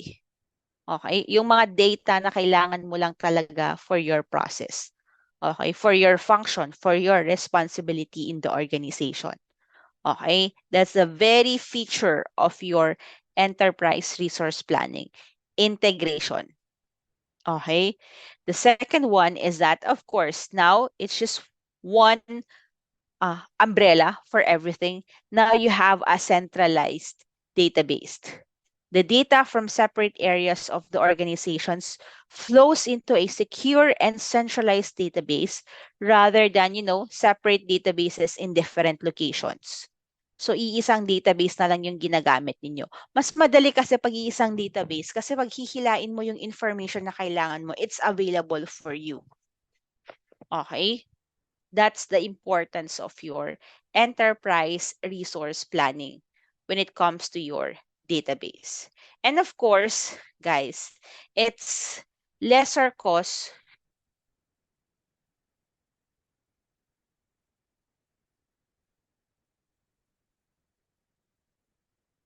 It's lesser cost for the organization. Kasi guys, pag separate yung database mo, it will require you more people at the same time, more higher costs, no? Higher costs kasi may infrastructure ka, kailangan mo siyang i-monitor, no? Kailangan mo siyang i-protect and what not. So, rather than having multiple, just have one. Okay? And another feature of your enterprise resource planning, ito, may pros and cons tong number 3 feature na to, which requires business process reengineering. Okay? Echo, stop. Okay. So your business process reengineering is that before we proceed, I want us to understand what business process reengineering is. Remember, guys, our discussion that each of those departments have their own process. Okay, mas sarili-sarili silang process kung paano nila ginagawa, paano nila ini-input, pina-process, nagkakaroon ng output, no? Sarili-sarili silang mundo di ba? But when they move into your enterprise resource planning or your ERP, no, kailangan nilang sundin yung format ng ERP. Usually, ERPs are third-party or vendor managed. Okay, na-discuss ko na to sa inyo kanina yung third-party and vendor. So, binibili natin siya sa labas. Usually, no, yung mga ERP, hindi siya customizable. Hindi siya nako-customize. So, kailangan nating mag-adjust. Okay, hindi yung ERP yung mag-a-adjust sa atin, tayo yung mag-a-adjust. That's why pumapasok yung what we call your business process reengineering. You will re-engineer your process, meaning you will redo your process, meaning kailangan mong i-edit, i-modify yung process na ginagawa mo para mag-fit in ka for you to be able to use the ERP resource, the ERP or the Enterprise Resource Planning System. Okay? So it forces the organizations to redesign, no, their business processes in order to use the system. Okay? The pros of this one is it improves your business process. Yes. But ang cons niya naman, guys, is you will take a lot of money for this because you will need to train your people. Okay? You need to train your people. You need to redesign, no? Kailangan nyo ng pag-aralan what's better, this or that, and whatnot. And of course, lahat ng galaw natin within our organization, it entails cost. Okay? So those are the 3 features of your ERP. Okay? Remember, again, it's integrated, centralized database, and it requires business process reengineering. Okay? Before, say for example, si HR, ganito siya mag-hire ng people. But, ito yung mga informations na kailangan niya. Ito yung mga informations na kailangan niyang i-process. Ngayon, si ERP, may sarili na kasi siyang program on how it process recruiting. No? Kailangan mong sundin yung process na yon. Okay? Hindi naman totally 100% hindi nako-customize yung enterprise resource planning. The only thing is very minimal lang, no? Very minimal lang yung pwede mong i-customize. Okay? I have a question for you guys. Why do you think, no? Why do you think ERP providers, yung mga third parties na nagpro-provide na merong ERP, why do they why don't they want their system to be customized 100%? Any idea? Any wild guess? What do you think? Chat box, please. Again, there is no right or wrong answer here, guys. This is a safe environment for all of us. I-practice lang natin yung critical kind of thinking natin. So why do you think, no, na less customizable, little customizations lang yung mga ERP?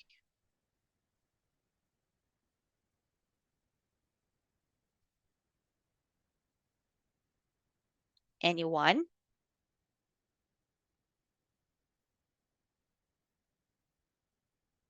Any wild guess?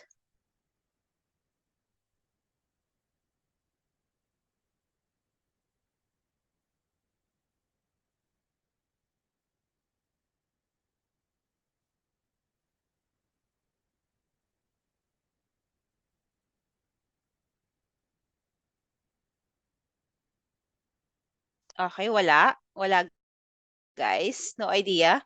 Okay. So, isipin nyo na lang si Apple, guys. No? Pag si Apple, pwede mong i-customize yung system niya. No? What will happen? You will compromise its security. No, ganun yung mga enterprise resource planning. They are, so sabi na nga natin kanina, di ba, centralized yung database. Therefore, yung mga nagpro-provide ng ERP, they have a centralized database.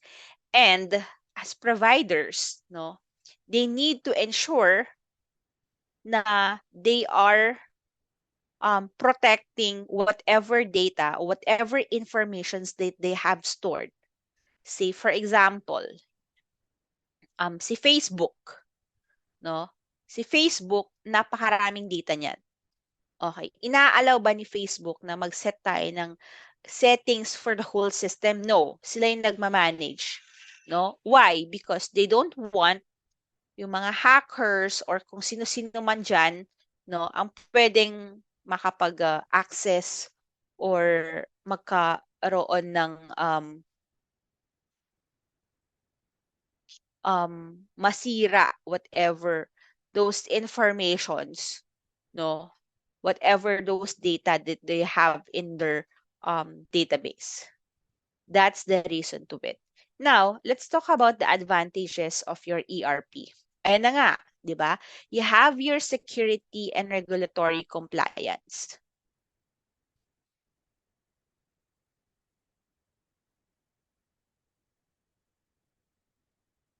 Okay? Your security and regulatory compliance, because these ERP providers or vendors, no, they keep the data safe and regulated with built-in protections.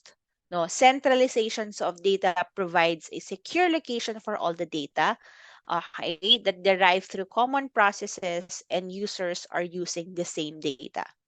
So, actually nakakatakot yung nangyari months ago, guys, na merong service provider of protecting, 'di ba?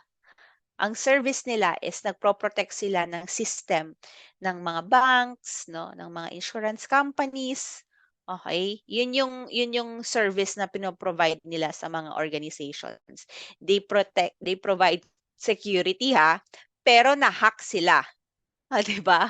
Parang nakakatakot na yung mismong party that you are relying into, that you will be securing your data, your informations that you have got hacked. Imagine, napakatalinong ng mga hackers ngayon. So, kaya napakahigpit ng mga regulations that we have. They wanted to ensure na every month magkaroon ng penetration testing, matest lahat ng mga securities in place, nag-update. Tingnan niyo si Apple, update siya ng update. Kung titignan niyo yung details, no, it's about securities or bugs, no. So all of those are the responsibilities of those who are offering or providing ERP. They need to ensure that they provide security, lalong-lalo na sa mga data and informations that they are storing. Okay? At the same time, they are in compliant with all the regulations and law in place. Okay? Kaya this is an advantage of ERP kasi sometimes yung company natin, hindi na natin iisipin yun. But take note, hindi na natin iisipin, but it's still our responsibility to ensure that the provider of the ERP is doing its job. Okay? Another advantage of ERP is your productivity. Guys, we are already integrated. Isang bahay na lang yung pinag-iikutan ng mga tao natin. So, mas konti yung waiting time. See, for example, si IT, oy IT, oy HR, kailangan ko na ng data ng mga informations about your new hires, di ba? Usually, hindi na tinatanong yan ng IT, no? Nasa system na kasi, kinukuha na lang nila. So, less interventions, less unnecessary time, no?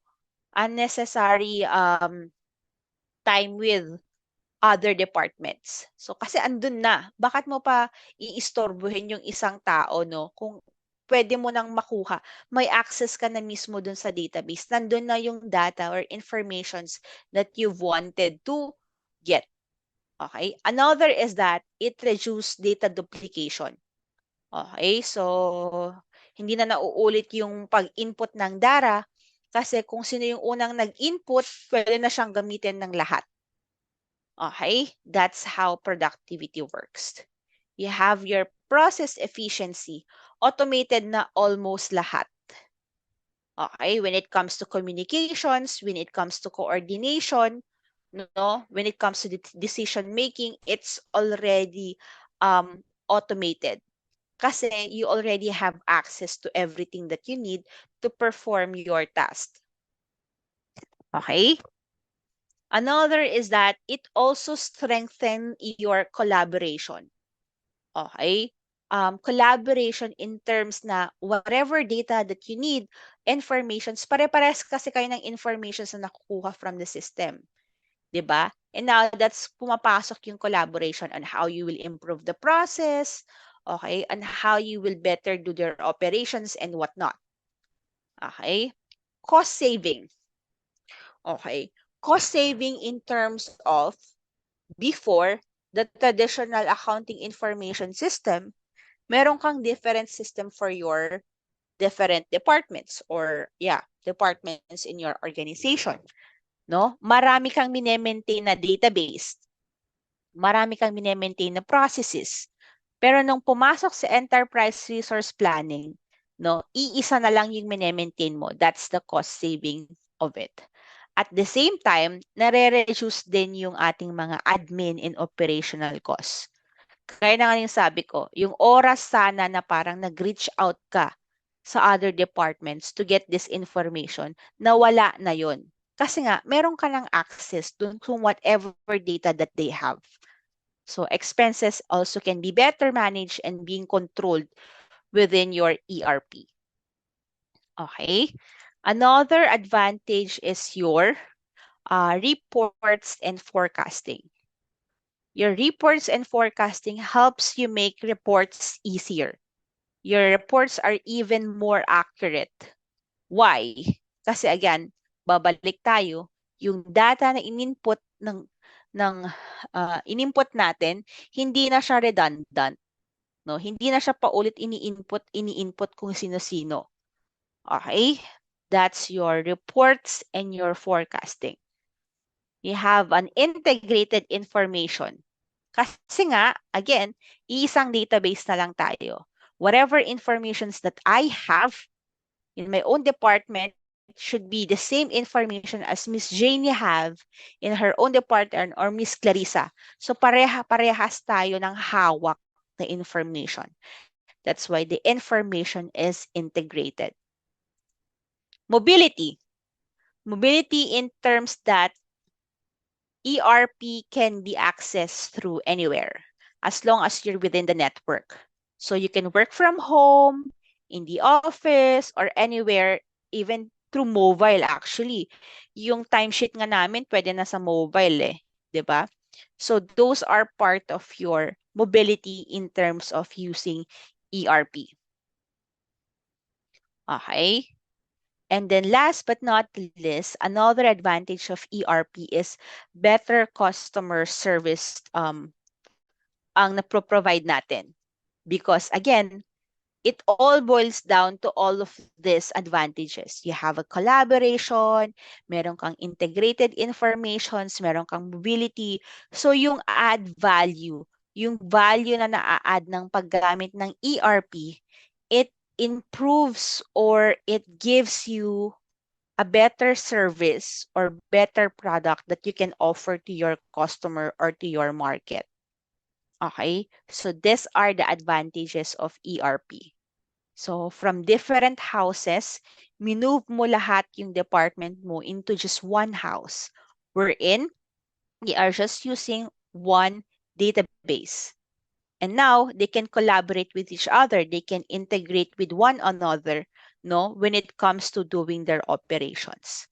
So that's the main point of the advantages of ERP. Now, if we have advantages, of course, meron din tayong disadvantages of ERP, no? First one is high cost. Nakakatawa, guys, no? Kasi kanina dito, meron tayong cost saving. Pero dito, meron tayong high cost. High cost, if you remember yung sinabi ko, yung cost ng SAP, no? It's 500 million, imagine. Sa Pinas yan, 5 years ago. For 5 years. Napakataas, no? The cost is really high. So, again, as management accountants, we should make sure that the benefit that we're getting on this high cost should be higher. Okay, cost-benefit analysis ulit, guys. Mas mataas ba yung cost saving natin kesa sa cost natin? Okay, so that's one of the disadvantage of ERP. Sometimes, yung mga magagandang ERP mas mahal. For example, yung mga SAP, yung mga Oracle, yon mahal yung mga yon. So, when we have a small business, definitely we cannot use ERP. It's time consuming. Okay? Time consuming kasi, remember, we re-engineer the process. That's one. We re-engineer all of our processes para mag-fit in tayo at magamit natin yung ERP. That takes a lot of time. Okay? Pag maglilipat bahay, 'di ba guys, hindi siya ganun kadali. Napakadaming process. It takes a lot of time and effort. Ganun din po dito. Kasi hindi yung, gusto ko na mag-ERP bukas, ERP ka na. No. Usually, matagal yan. Kaya meron tayong tinatawag na system migration. So, halos time-consuming yung system migration. Ano yung system migration? Ililipat mo lahat ng data, okay, lahat ng informations na meron ka dun sa old system mo papunta sa enterprise resource planning system. And it's not done overnight. Okay, hindi to overnight. Usually, it takes years, no? Kaya nga high cost din siya kasi hindi lang yung bayad ng paggamit mo. Even the process of moving to ERP is high cost siya. Okay? Excuse me. So yung system migration, sometimes facing yan or sometimes parallel, niraran mo yung old habang niraran mo na yung bago, parang ganun. We will discuss system migration more later on. Okay? Ayan, ito yung sinasabi ko sa inyo guys na disadvantage ng ERP. Little customization. No? Nagiging disadvantage siya kasi kailangan mong baguhin lahat ng process mo. Hindi naman lahat actually, but again, you need to train your people. Cost ulit yan, guys. No? Um, Kailangan mong i-undergo ng assessment yung mga processes mo, di ba? Kailangan mong i-train yung mga tao mo on how to use the ERP. And then, you know guys, it's hard to move from one system to another. Lalong-lalo na pag matatanda na yung mga nagwo-work. Kasi sometimes, madaming reklamo na parang, working naman yung old system natin, but magwo-work pa tayo sa bago, something like that. So usually, napakaraming roadblocks, no, in moving into an ERP. The results and advantage are really a lot. But, yun nga, yung paglilipat bahay, di ba, maglilinis ka pa, magbabox ka pa, tatanggalin mo yung mga anik-anik na hindi na kailangan, no? Pagdating mo sa bagong bahay, aayusin mo pa, no? So you cannot do it overnight. Okay? Another disadvantage is your ongoing cost. Gaya na sinabi ko, for example, no, yung 500 million for 5 years lang yun. So, pag i-renew yung contract, another 500 million. 'Di ba?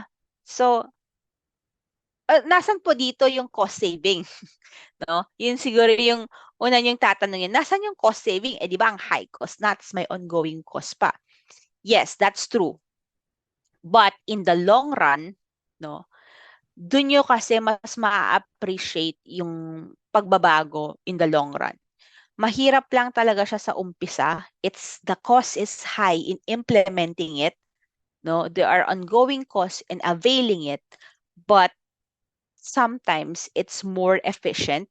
It's adding more value to the organization, no? In terms of financial, no? In a long term mo talaga siya ma-appreciate. Pero for example, after 5 years, hindi mo pa makikita talaga yung parang benefit, no, ng paggamit ng ERP. But during the long run, makikita mo na how people integrates, no? If talagang nakapag-adjust na lahat, no? Nakapag-training na, we have already re-engineered the process and whatnot, mabilis na lang siya. Okay? So that's your enterprise resource planning system. Now guys, meron tayong tinatawag na extended enterprise resource planning system. So 'di ba, ang sinasabi natin kasi sa ERP, ito lahat ng mga departments within your organization na access nila yung mga information. Now, yung extended, you are also giving access, okay, to your customers, to your suppliers, third parties, no, externals to have access in your system. But there's a very big but na this should be very limited. Usually read only lang siya.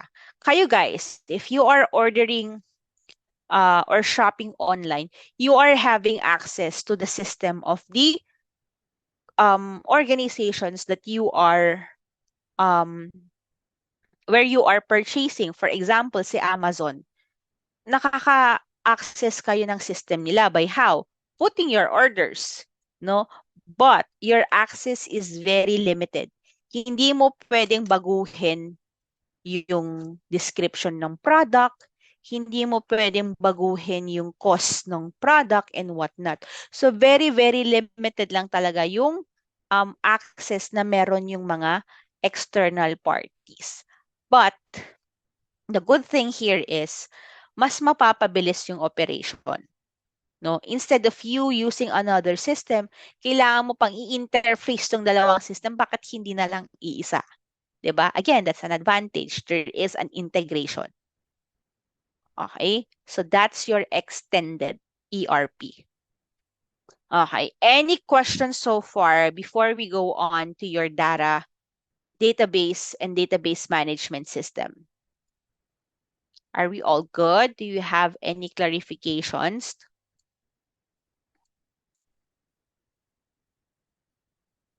Anyone?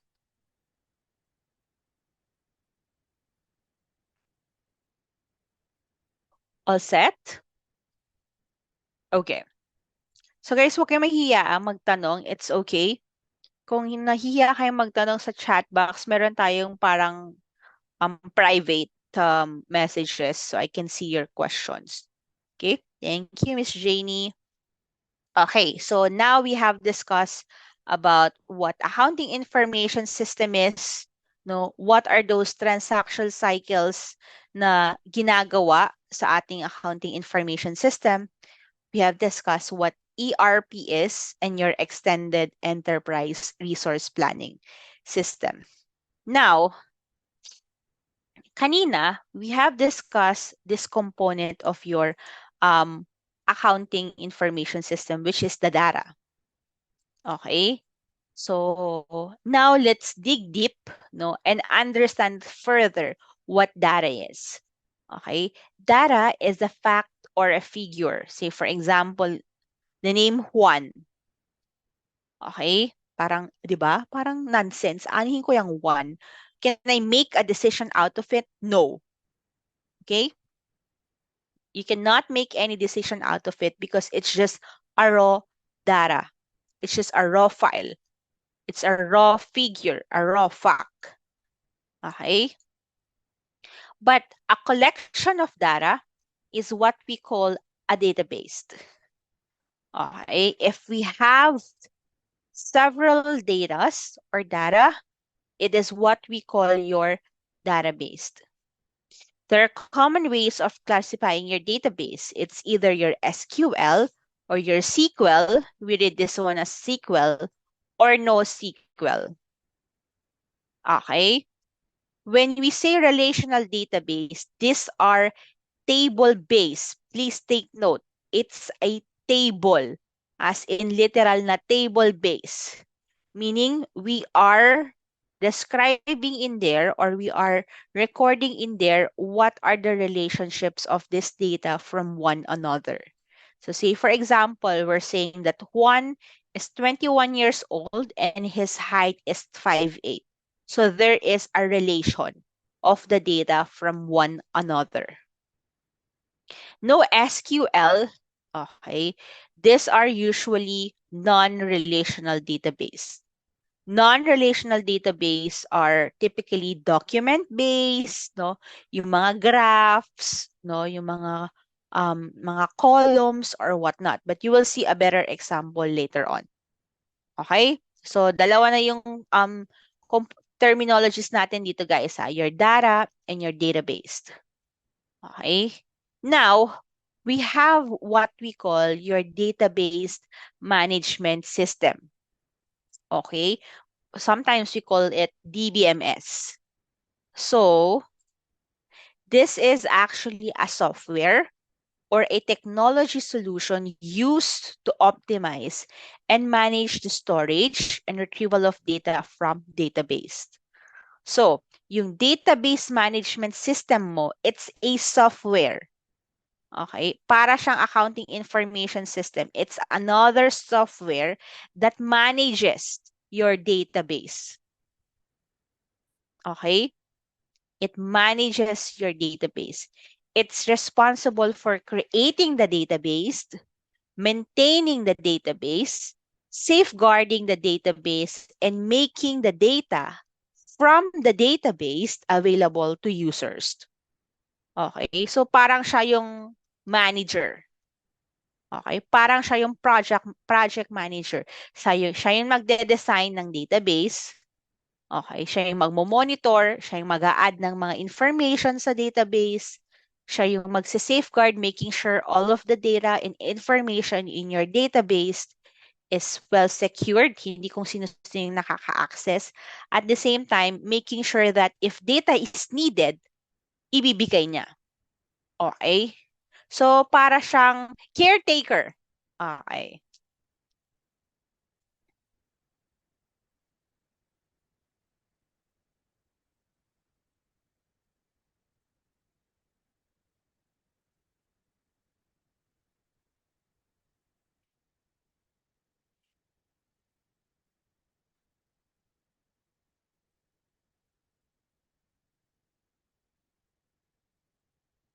Okay? So, that's your database management system. Guys, it's very important for you to distinguish these three. Data is your foundation. Siya yung foundation ng database mo. And your database management system, it's your caretaker. It's a software. It's a solution. It's an application that manages your database. Okay? Now, okay. Guys, let me know if may hindi malinaw, if you want me to stop, or if you want me to repeat the discussion, or if you want me to add more examples. Okay? Okay, so let's proceed. So we have here, okay, nakikita nyo dito guys, we have different applications. We have different users. We have different database management system. Usually, lahat ng information dito pinapasok sa database. Okay? Lahat ng information pinapasok sa database. And now you have your storage of all of the informations and then ini-store mo lang siya. So you can see here on orange, lahat to yung ating mga sources of your data. Okay, these are the sources of your data. It's either from applications, it's either from other database management system, or directly from the users. Okay, now let's move into understanding what are the functionalities of your database management system. Okay, ano yung functions ng ating database management system. The first one is your database development. Minention natin kanina, no, yung database management system, it's responsible for creating, okay, the database itself. Okay? Siya yung nagcreate, siya yung nagde-design. That's why we have your database development, which is the process of designing, implementing, and maintaining a database system to meet the strategic or operational needs of an organization or enterprise. Again, look at the functionality of this. You design, you implement, and you maintain. Meron tayong tinatawag guys na database schema. It's the map or plan of the entire database. It's the blueprint of the database. So yung blueprint mo ay yung database mo para siyang bahay. Okay? during database development, dito mo ginagawa or dito natin ina-identify kung anong mga functionalities or ano yung mga um, capabilities na pwedeng gawin ng database. Okay? So, meron kang blueprint. Pwedeng sabihin mo dito yung storage, dito yung processing, okay? Dito mapupunta lahat ng invalid data or whatnot. Okay? That's your database schema, your blueprint. It's how you design your database. Okay? Now, we have what we call your sub-schema. Your sub-schema naman, remember guys, you are the one maintaining your database system. Now, you're also responsible in determining what type of data that each user have access. Kasi nga, you are securing your database. Therefore, you should protect it from unauthorized access. Okay? Kaya dito, ini-implement mo kung sino lang yung may access to modify, no, access to read only the informations or the data that is within the database. Okay? So dito, parang ginagawa mo pa lang yung database mo. So parang binibuild up mo lang siya. Okay? You're trying to, parang, yun nga, parang binubuo mo pa lang yung bahay. Okay? That's your database development.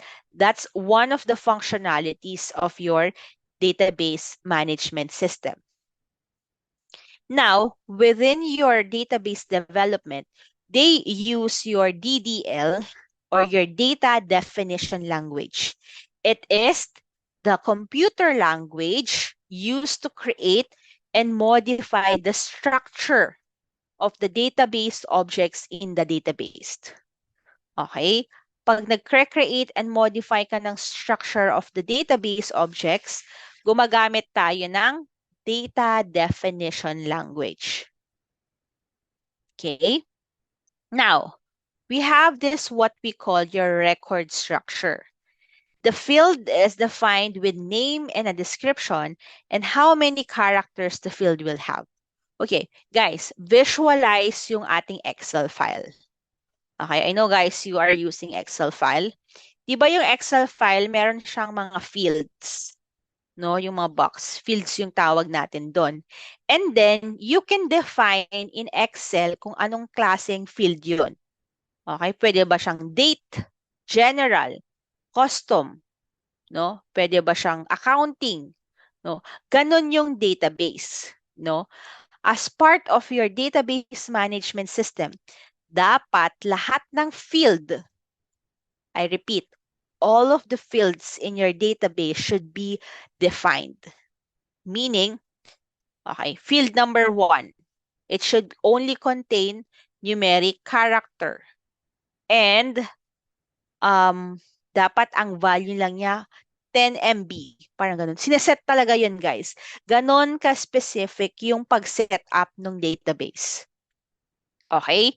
When you're setting up your database, you are using your data definition language, and you need to define all of your field, which is what we call your record structure. Okay? That's the first functionality. I repeat, it's called database development. Now let's move on to the second functionality, which is your database maintenance. Okay, so tapos ka nang mag-design, tapos mo nang i-set up yung security, tapos mo nang i-define yung mga record structure mo. The next thing that you will do is to maintain your database. So it's an ongoing maintenance, guys. Siyempre, pag may bahay ka, araw-araw mo rin didiligan yung mga halaman mo, maglilinis, and whatnot. Ganon din po sa database. Okay? What you are preventing is poor application performance, any system downtime, and of course, yung data loss. Okay. Now, kanina, meron tayong natawag na data definition language. which you use to define the structures, you define and you use it to build your database. Now, meron din tayong tatawag dito na data manipulation language or your DML.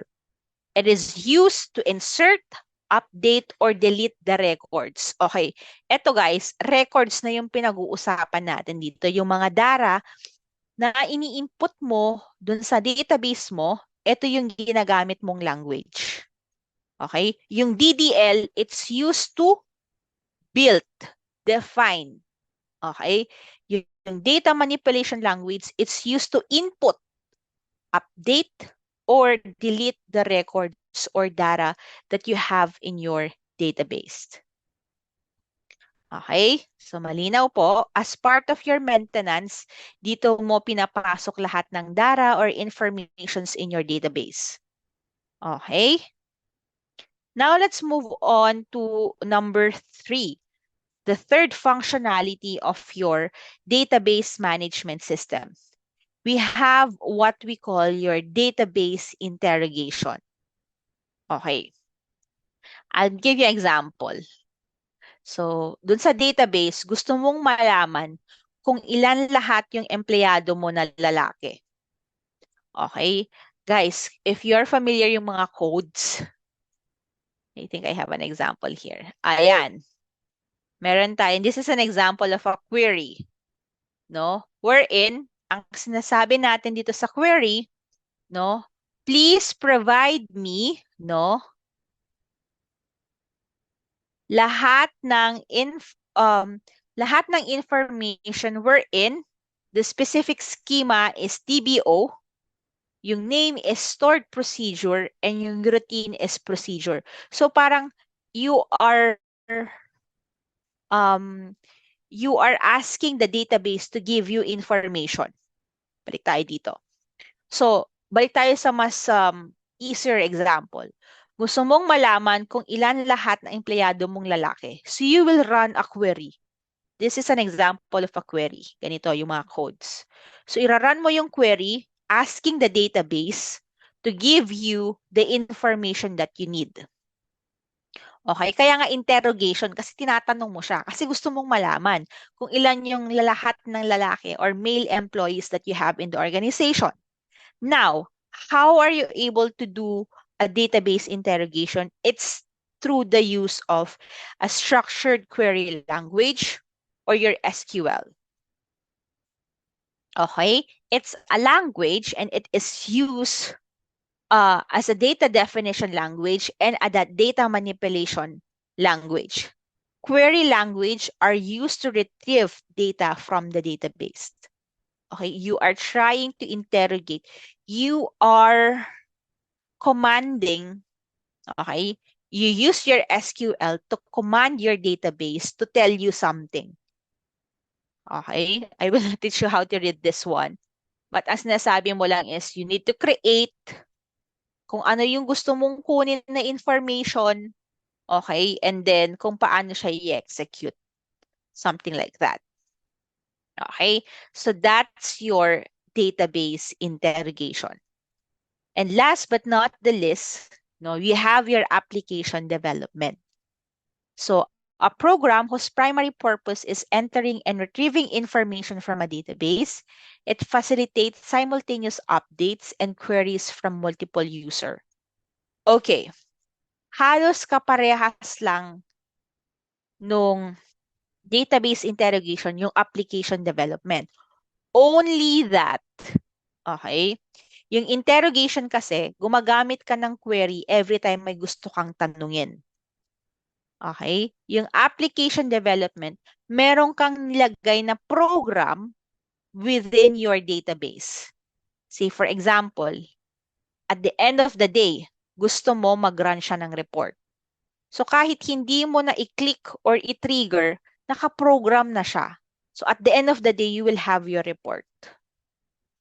Okay? Ganun po yung difference nung application development sa iyong interrogation. Application development, you have a program in place. Okay? Which you can have this program through the use of your programming language. Okay? It's a vocabulary and a set of grammatical rules for instructing a computer or computing device to perform specific tasks. Okay? So for example, gusto mo mag-generate ng report at the end of the day or gusto mo at the end of the day i-process lahat ng mga transactions na pumasok at 5 p.m. Okay? Yun yung example ng application development. So nangyayari siya on a scheduled basis. Okay? Scheduled basis, usually mga application development. Ang kaibahan niya kay interrogation, usually si interrogation, um, um, ad hoc basis. Pag kailangan mo lang talaga siya, doon mo iraran yung query. Okay? So that's what we call, those are the functionalities of your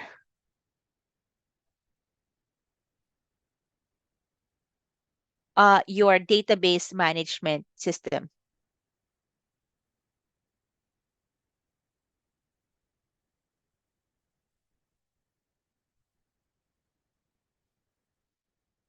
Okay? Any questions so far? All good? No. Remember lang yung apat na functionalities ng database management ha. The first one is your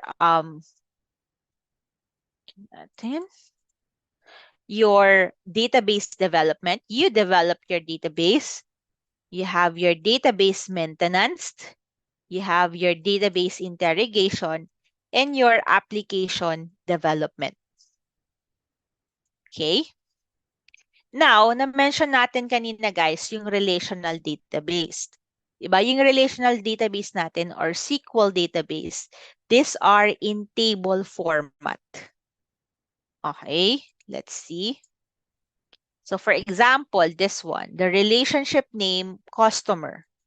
Okay, you have the attributes here, which is the customer ID, your customer name, and your address. That's your attributes. You also have your record, meaning what are the data within your attributes. So that's Cebu, Davao, Manila, C003, C004, and so on. So attributes is a set of characteristics of the table. It is the name of the column of the field. Okay, yung record naman, it's a row of a relation, and a table is a multiple records. Okay, so all of this, a table consists of multiple records from C001 of De La Cruz 1 Makati. Okay, now ganito nagwo-work yung relational database, guys. So your first table, nakikita nyo dito,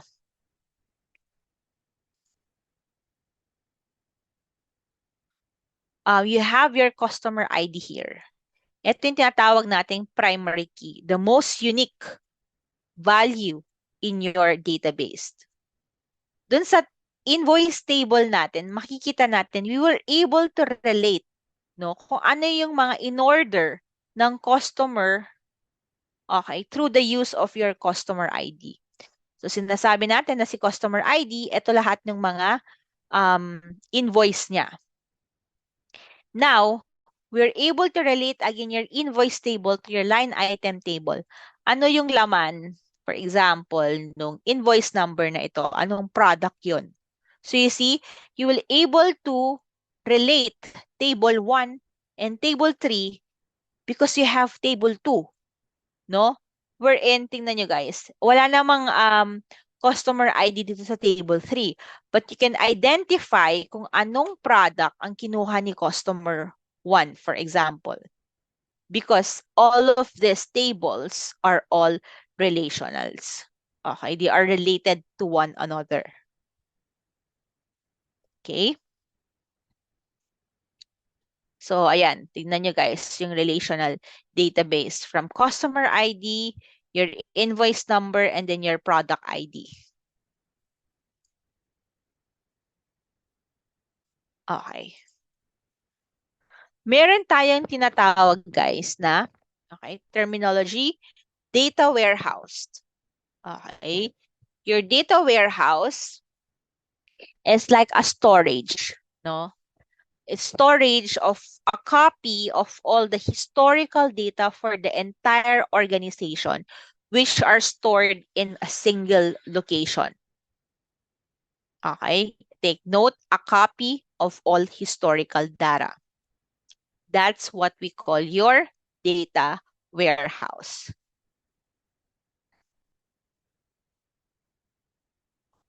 Now, within your data warehouse, it can be subdivided into different data mart.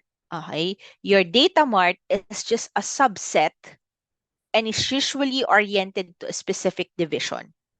So ganito usually yung itsura ng ating database, no?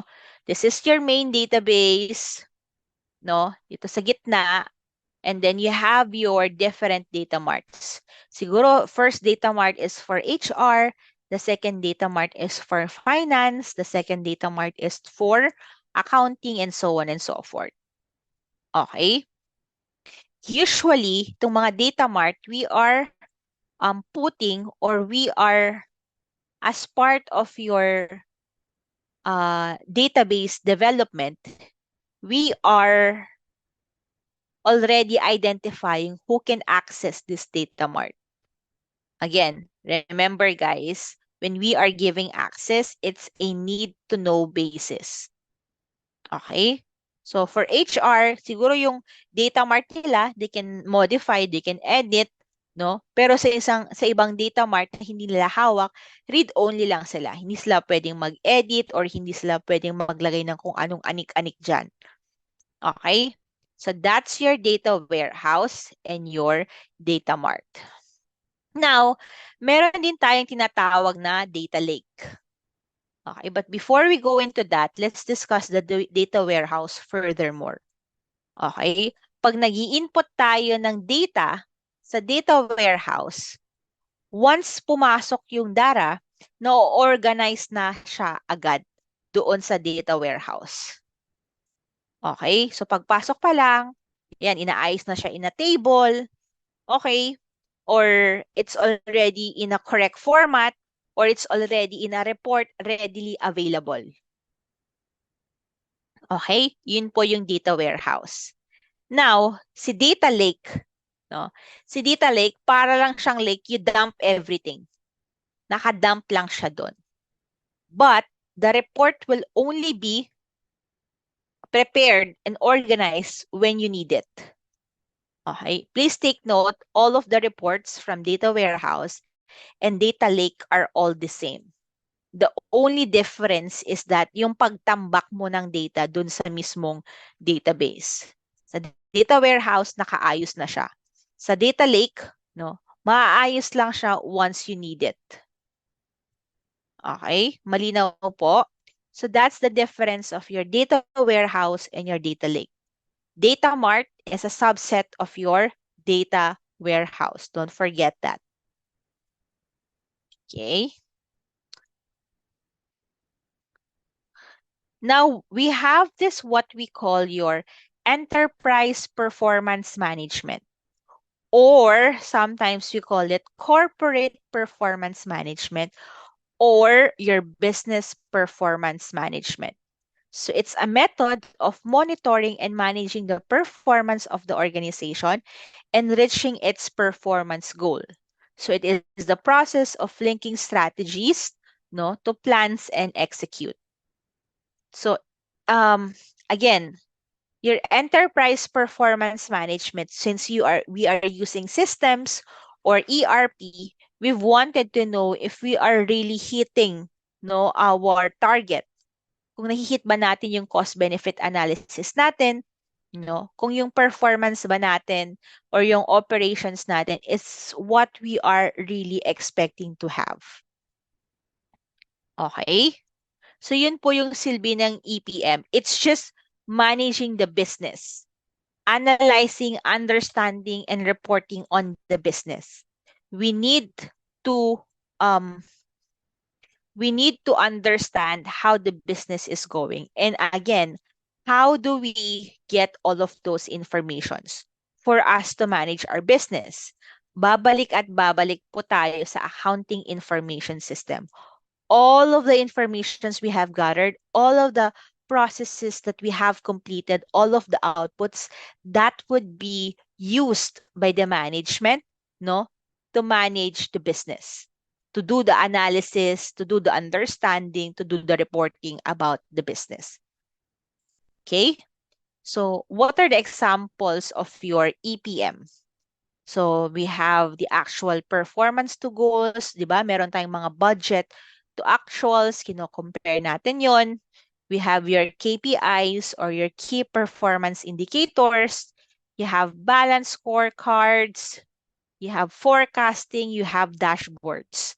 Again, all of those informations na gagamitin ng management, it all came from your accounting information system. That's why you can see how important accounting information system is. It's not just about the operations of the business, but it's also used by the management to ensure that they are managing well, they are getting the correct informations for them to identify the correct strategies at the same time, the correct steps that they should take moving forward. Okay? That's why input pa lang ng DARA, dapat meron na tayong magandang control doon. Otherwise, garbage in, garbage out. Kung ano yung pinasok mo, yun yung gagamitin ng management. Pag pangit yung DARA, pangit yung information na nakuha nila, it will not make sense. It will not really improve the organization because at the end of the day, it's not what is really reflecting. Kasi nga, mali yung data mo. 'Di ba? So that's your enterprise performance management or your business performance management or your corporate performance management. Pare-parehas lang 'yan. Okay? So that's the end of our first topic, which is your accounting information system. Now, I don't think we can finish our data governance, but let's try. No? So the second subtopic that we have for section F is your data governance. When we say data governance, it's actually how your management, no, as a whole, no, um, oh no, before we go to that, to data governance, dun muna tayo sa corporate governance. Corporate governance includes all the means by which businesses are directed and controlled. Paano minamanage yung business? That's what corporate governance is. Okay? Now, a subset of your data governance, corporate governance is your data governance. This encompasses on how management is controlling, directing, at the same time managing all of the data that the organization or the company uses. Okay? So yung corporate governance overall, yung data governance, it's just focus on data. Okay? So data governance includes the management of the following. Data availability. Is your data available when needed? Data security. Is it stored, secured in a secured location? You have your integrity. When we talked about integrity, guys, meaning hindi kung sino-sino lang yung nakaka-modify. Kasi wala nang integrity yung data kung na-modify na siya by inappropriate access. Meaning, mali na siya. Okay? Nawawala yung integrity ng data pag ganun. Of course, privacy. Okay? We have your data integration and you have your data usability. Data usability includes your accessibility to users and applications, the quality, and at the same time, the accuracy of your data. Okay? We also have your system availability. You are maximizing the probability that the system will function when needed. Okay, a good example here, guys, is yung mga banks. Si BDO, laging offline. Something's wrong with their data governance. something's wrong with their corporate governance. Kasi bakit palaging system unavailable? Okay? You also have your system maintenance, modifications of the system to correct any problems, no? Or any ano pa ba? Any glitch in the system, yun lahat yun part of your system maintenance. Again, you have your compliance with regulations. You know that already. That's self-explanatory. You have your roles and responsibility, meaning you are identifying who are responsible in doing this and that. Okay? And last but not the least, we had your internal and external data flows within the organization. How, if you're already talking about data, then you also need to manage how this data are flowing. Meaning, sinong nakaka-access, ano yung process, paano siya na-output, ano yung mga reports, and all of that. Okay? These are part of your data governance. It's very, very important. It's a very tedious job, no? Lalong-lalo na ngayon that, again, I repeat, data are now considered the most highly valued asset of any organization. That's why we are really putting a lot of emphasis on how corporates or how the management, no, how the management are governing at the same time maintaining their data.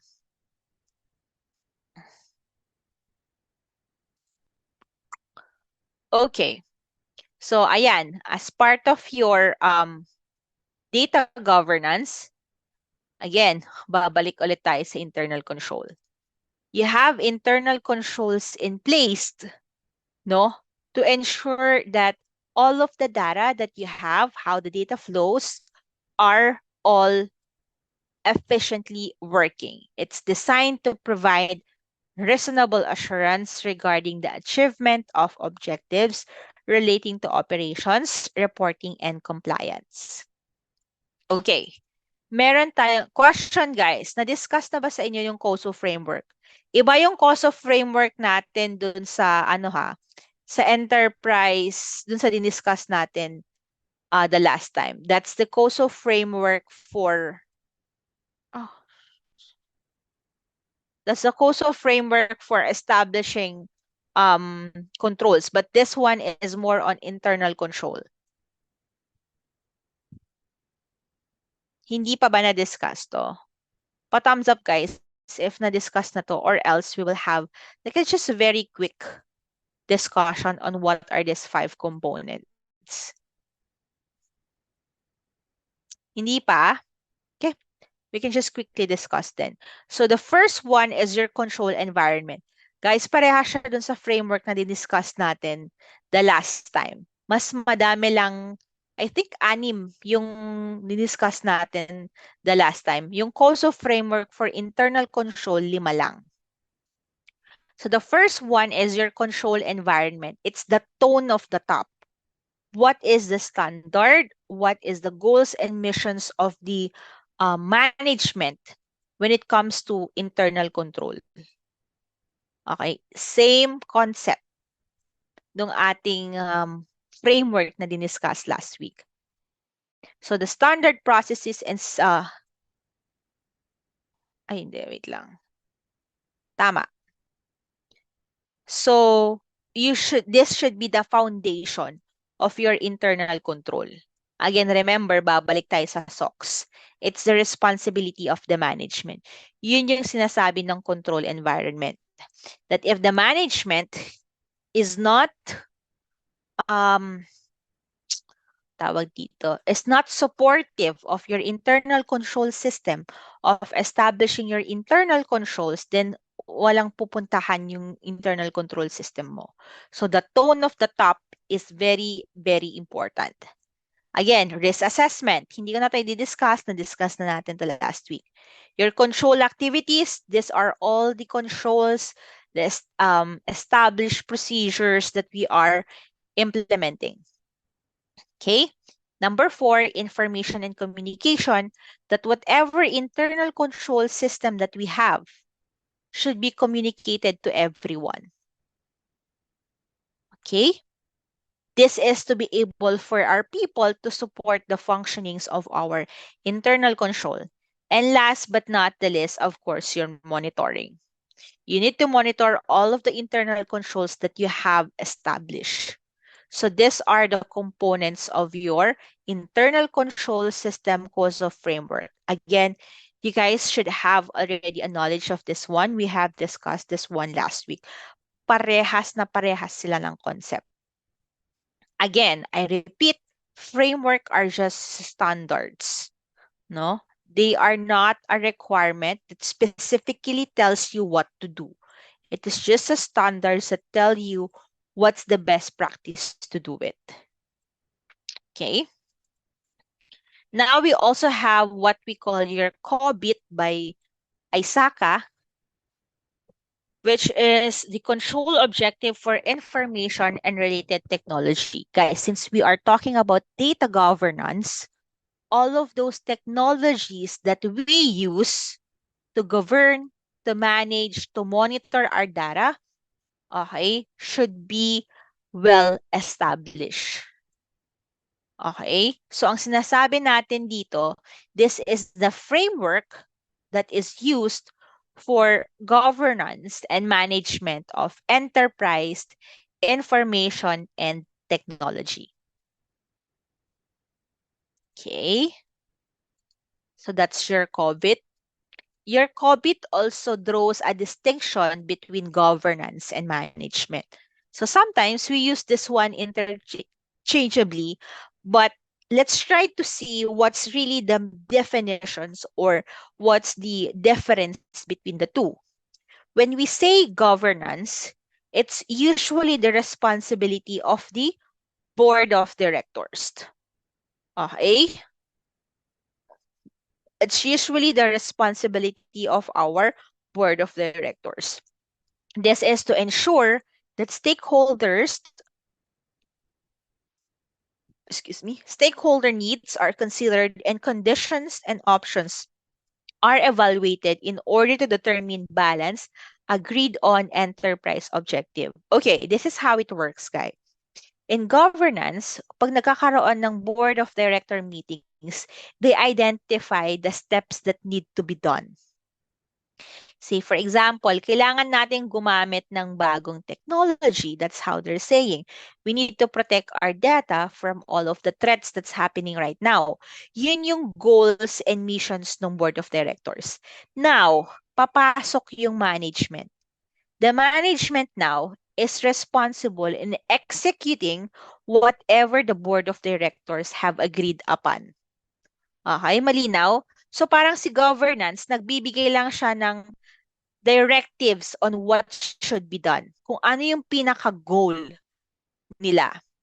And then management will come in. Sila yung mga CEO, CFO, COO, okay?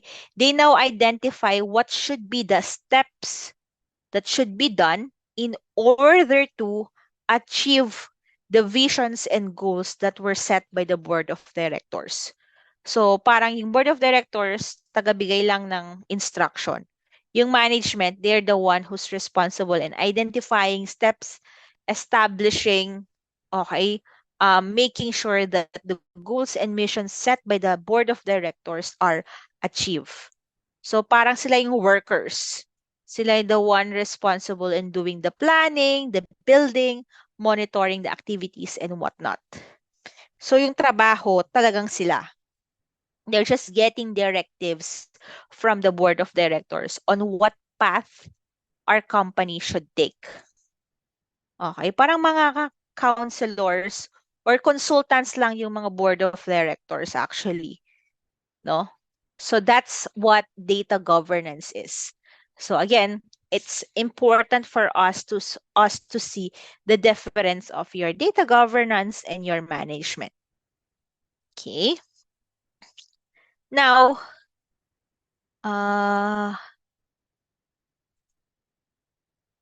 wait lang guys. Check ko lang tong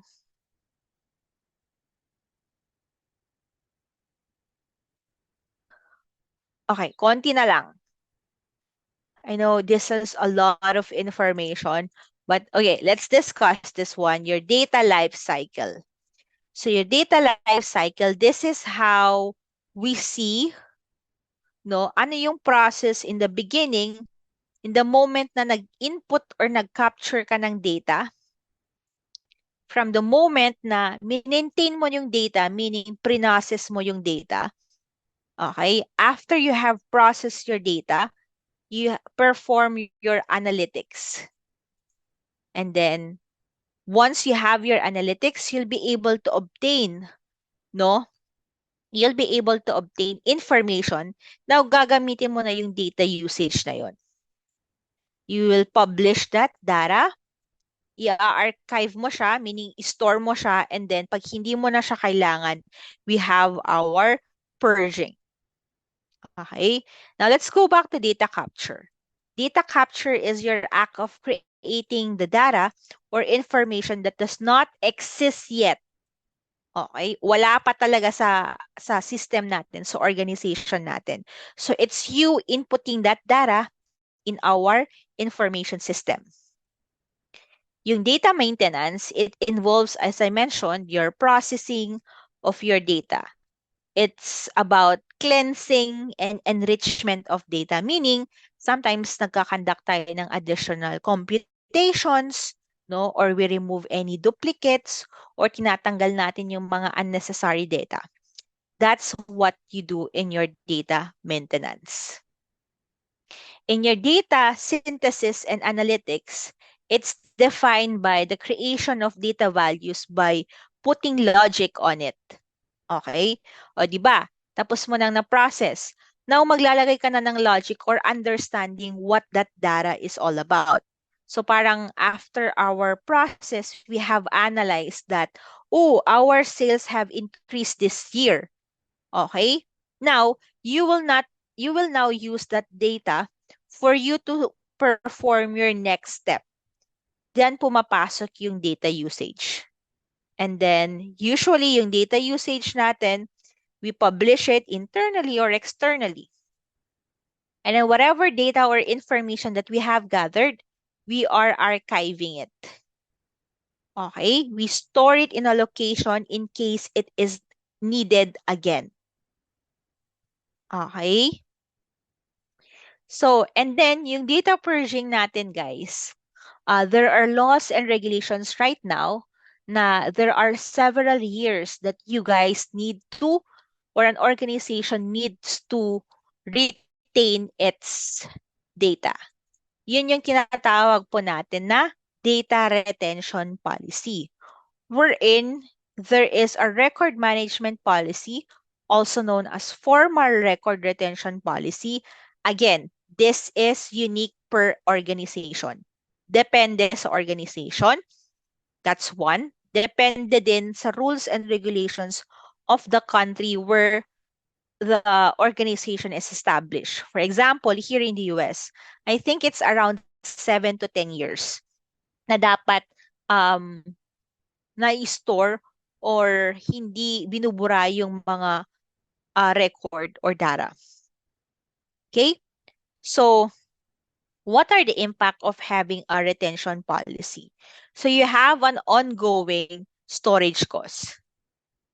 Again, another expense for our company, 'di ba? Kailangan mo siyang i-store. So usually ini-store natin siya so third party or meron tayong mga tapes or whatnot.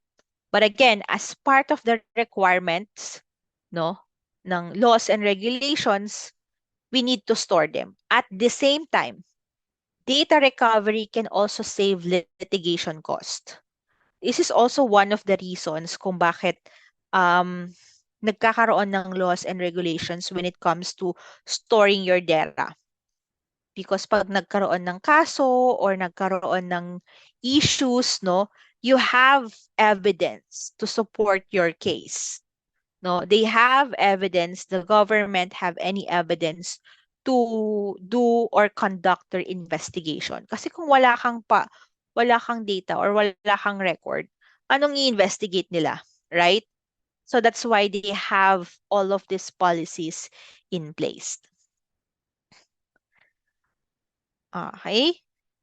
Again, bakit hindi natin ini-store lahat ng data? Um, because, again, cost, it's unneeded cost for an organization. Meaning, for example, yung mga 1994 na data, hindi na natin sila ini-store. Kasi it's no longer relevant for us, if that makes sense. Okay? That's your record management policy. Moving on. Ayan, as part of your data governance, they are threats. Okay? And I know you guys are already familiar that there are a lot of cyber threats or cyber attacks that are happening around. So usually, ang pinupuntirya ng mga to, yung mga data. And as a counter, no, for as part of our data governance, we have what we call your cyber security. Well, it is a process or method of protecting your internet connected networks, devices, or data from attacks. So ngayon guys, actually napakadaming profession na when it comes to cybersecurity. May mga cybersecurity auditors, no, may mga cybersecurity providers, no, napakarami. So it's because a lot of organizations are now doing their operations within the internet. So ang internet ay napakadelikadong lugar, no, for our organization, especially for our data and all the informations that we have. That's why we are conducting a lot of procedures. We are hiring a lot of people to ensure that whatever data we have, all of the informations that we have are protected. Okay, let's have some examples here. So these are some specific cyber risks that we know. Ayan, yung password attack.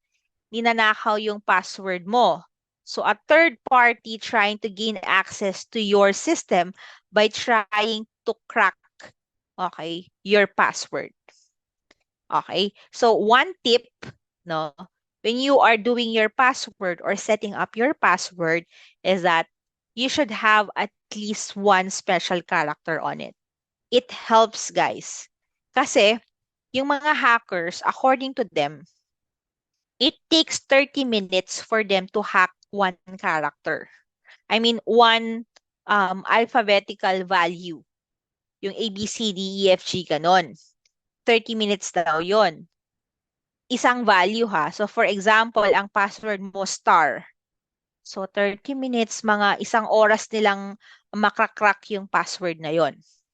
Now, if you put in some capital letters, it will increase the time to crack it. Kasi gumagamit ka ng um, other tawag dito, characters. Gumamit ka ng numbers. Pero pag gumamit ka raw ng special character, it will take them years to crack the password. Okay? So, maybe it's time for you also to update all of your passwords. That's why, if nakikita nyo, yung mga organizations, kung may mga password settings, no, may requirement na sila na parang it should contain a small letter or a capital letter, it should contain a number, or it should contain a special numeric, a special character or whatnot. Because we are, as much as possible, avoiding this security risk, which is password attack. The second one is phishing. Hello po, good morning. This is Attorney Santiago. You have won 500,000 from Metrobank. Please call this number to get your prize. That's an example of phishing. Okay, it's a fraudulent attempt to obtain sensitive informations about username, password, or credit card details. Yan, magtatanong na sa'yo. Please provide your name, ma'am. Please provide your birth date. Okay, tatanungin na. Ma'am, saan pong account nyo ide-deposit namin yung pera? Can we know the account number? Guys, nakuha na nila yung pangalan mo, nakuha na yung birthday mo, meron ka ng credit card details, easy for them to open your account. So that's an example of phishing. It can be through a call, it can be through a text messages, it can be through an email, it can be through um, any forms actually, as long as it's a fraudulent attempt to obtain sensitive information from you. Okay? So be very careful about this, especially when they are already asking for your credit card details or your birth date. No, that's why it's not recommendable, no, that you are putting your birth date in your social media accounts. Guys, very, very risky. Kasi, kung titignan nyo guys yung email address, madali lang yan. No? Madali lang makuha yung email address. Once they've asked for a password reset, usually the questions they've asked are your birth date. Okay? Minsan kung may OTP, very good. Pero sometimes yung mga iba, wala. So that's why you need sometimes to remove all of those sensitive informations from your social media. It really helps, no? And then we also have what we call your pay-per-click abuse, no? So yung pay-per-click abuse is a black hat technique to falsely inflating the number of clicks on a pay-per-click ad. Okay, an example of this one yung mga ads no na nagdi-display. So those are cyber attacks as well. Those are very very harmful. So once na may nag-pop up na mga ads, close them. Okay? Another example is malware. So alam niyo na yung mga worms, mga virus, no? Those are example of your malware. Now, we also have this called ransomware. Yan, nakakatawa tong ransomware, guys. Ito, para kang kumidnap ng bata, tapos nanghihingi ka ng ransom. That's the same thing in cyber attacks. The only thing is, hindi bata yung ninakaw mo. I mean, hindi bata yung kinuha mo, but kinuha mo yung data. Okay? I-hold mo yung data. Okay, i-hold mo yung data. Tapos, you will contact the organization. Okay, meron po tayong ransomware. We will not provide you the data or we will provide it publicly if you will not pay this amount. Guys, nangyayari talaga siya. Okay? The only risk here na nakikita is that, for example, nagbayad kayo ng ransom. Wala tayong magagawa. Kailangan mong magbayad. The thing is, dinilit ba nila yung data na nakuha nila sa inyo? Diba? Napaka-risky kasi hindi mo kilala yung mga taong to. It's anonymous online. No? So, hindi mo alam, it's very questionable if they have really deleted the files that they took from you. Okay? Ito guys, dito sa US, pag nagkaroon ng ransomware, nagbayad ka. Okay? Babayaran mo rin si government.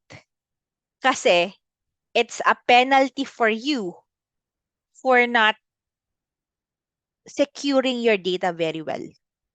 No? So, parang nagbayad ka na, luging-lugi ka na, no? Luging-lugi ka na, pinagbayad ka pa ng government. So, this is very, very risky.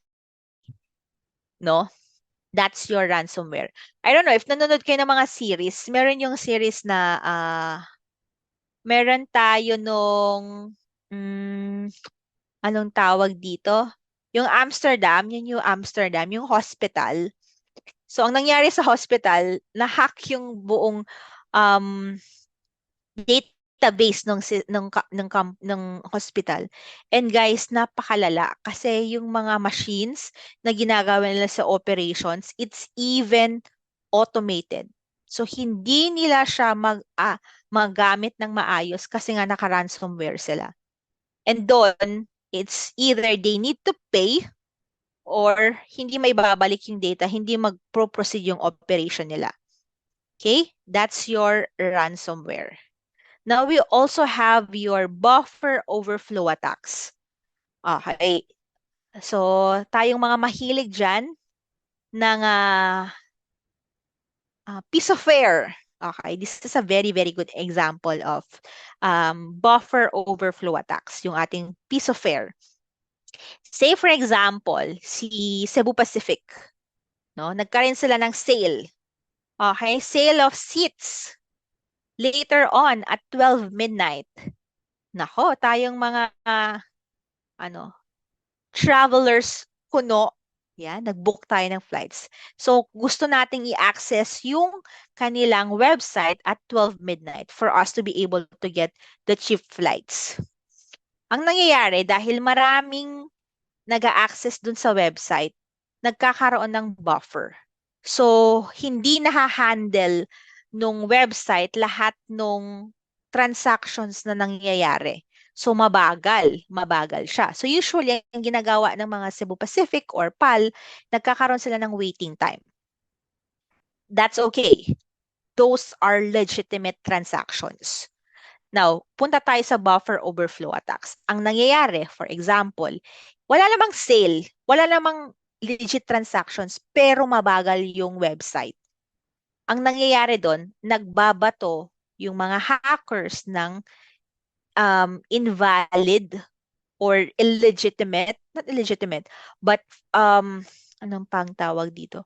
But false transactions, no? Nagbabato sila ng mga false transactions. Kunwari maraming nag-a-access dun sa website, pero wala naman talaga. Isang hacker lang yun. Yun yung buffer overflow attack. Nag-overflow yung website due to fact na yung mga hackers naglalagay sila ng mga invalid transactions. Okay? Or kinokorrupt yung mga memory, no? Kaya nagkakaroon ng buffer. Matagal. Okay? Next one, if is your copyright infringement. When someone uses the copyright protected work of someone else without their permission. So, yung mga nagnanakaw ng mga ideas, okay, that's also a form of a cyber attack. Okay, denial of service. This occurs when legitimate users are unable to access the information system. Halos parehas sila ng buffer overflow attacks. So, ang nangyayari, dahil napakaraming binabatong illegitimate transactions doon sa ating website, for example, you as a legitimate user or a consumer or a customer cannot have access. Okay? Kaya nga denial, di ba? Nade-deny ka of getting that service. That's your denial of service. Okay? So these are examples of your other cyber attacks. But I just wanted to highlight this 4 here. Okay? Gusto ko lang i-highlight yung 4 na dito. These are very, very important, no? These are what you call your worms. Your malware. Okay, your worms, Trojan horses, logic bombs, and your virus. These are example of your malware. Now, it's very important for you guys to identify or differentiate these malwares. Worms. Worms, this is a malware that destroys files or intervene operations. And this one is duplicating. Okay? Pag nakapasok na si worm sa system mo, it will start to do its job, like to sabotage everything. Delete files, pwede niyang i-slow down yung operations and whatnot. And what's worse is that nagdo-duplicate siya. Pwede siyang lumipat from one computer to another. That's your worms. The difference of worm from your virus, parehas sila ng functionality and capability. Only that, si virus, you need a triggering factor. Okay? Si worms, pag nakapasok na sa system, on the go. Yan. Pero si virus, kailangan niya nang mag-trigger sa kanya for it to perform any destruction in the system. I'll give you an example. Alam ko naman guys na magkaka-age tayo and na ano natin yung mga computer shops before, di ba? Nung hindi pa medyo ganon ka-affordable or accessible yung sariling laptop sa mga computer sa bahay natin, no, we go to computer shops. And on those computer shops, no, ang nangyayari, syempre, magta-type ka sa bahay, tapos meron kang flash drive or USB. Pag ipapasok mo yung USB doon sa computer, usually mga computer shop, maraming virus. No? So, yung USB mo, dahil sinaksak mo sa computer shop na may virus, lumipat yung virus sa flash drive sa USB. Now, nung sinaksak mo yung USB or yung flash drive mo sa sarili mong laptop, meron ng parang different file na nandun. Okay? Hindi lilipat yung virus unless i-click mo yung file. Okay? Di ba ganun yun? Pag i-click mo yung file, pero pag i-delete yung mong file, madi-delete naman siya eh. Pero, pag click mo yung file, doon nakakalat yung virus. So, yun yung triggering factor usually pag click mo siya or inopen mo siya. Yun lang yung difference ng worms and virus. Virus needs a triggering factor. Now, let's go to Trojan horses. Trojan horses, okay, it's also a malware that destroys files, that slows down the operations, but your Trojan horses are mapaglinlang, no? Mapaglinlang. So pumapasok siya sa system as if it's a good program or it's a good file, and then later on, saka siya maninira. And another characteristic of your Trojan horse is that it does not replicate. Hindi siya dumadami, unlike worms and virus na dumadami. Okay? Again, I repeat, Trojan horses does not replicate. And last but not the least, you have your logic bombs.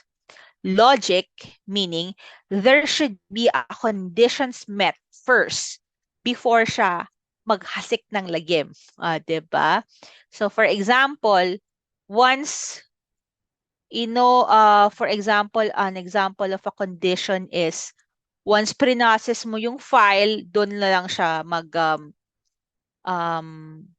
maninira, okay? Magiging malware. That's your logic bomb. If the conditions are not met, then it will not destroy anything in your system. So those are examples of your malware. So we have different defense against your cyber attacks. We have your encryptions. It protects your stored data and even the data that you are transferring from one place to another. So we will have a further discussion on that. No? We also have your advanced firewall. Yung advanced firewall, guys, di ba, usually kasi naka-connect tayo sa internet. So, ang ginagawa ng ating mga IT department is marami silang binablock na IP address para kung sino-sino lang yung makapasok sa system natin through the internet. And of course, we have our active controls. I will not discuss this one. Na-discuss na natin to last week. So this is your firewall. This is the internet. These are the attackers. Usually, sa IT, they already know what are those dangerous IP address. So sa firewall, ine-establish mo na dito kung ano yung mga IP address na pwede lang pumasok sa system natin. That's the use of your firewall. And then you have your data encryption. Okay, this is our last slide for today. This is the last slide for our data governance. So the only thing I wanted to highlight with data encryption is that we have two types. We have the public key and the private key. Guys, the most secure among these two is your public key. Okay? Public key or asymmetric key is more secure than your private key. Bakit po? Okay, let's discuss this one very quickly. The recipient, public key, kung sino yung makaka-receive ng message, ipapahiram niya yung public key niya to encrypt the message. Meaning, ilalock in mo yung message. Kung itra-transfer mo na yung message, no, the recipient's private key will the only key that can decrypt the message. So parang mag-asawa tong key na to. The public key and the private key. Okay?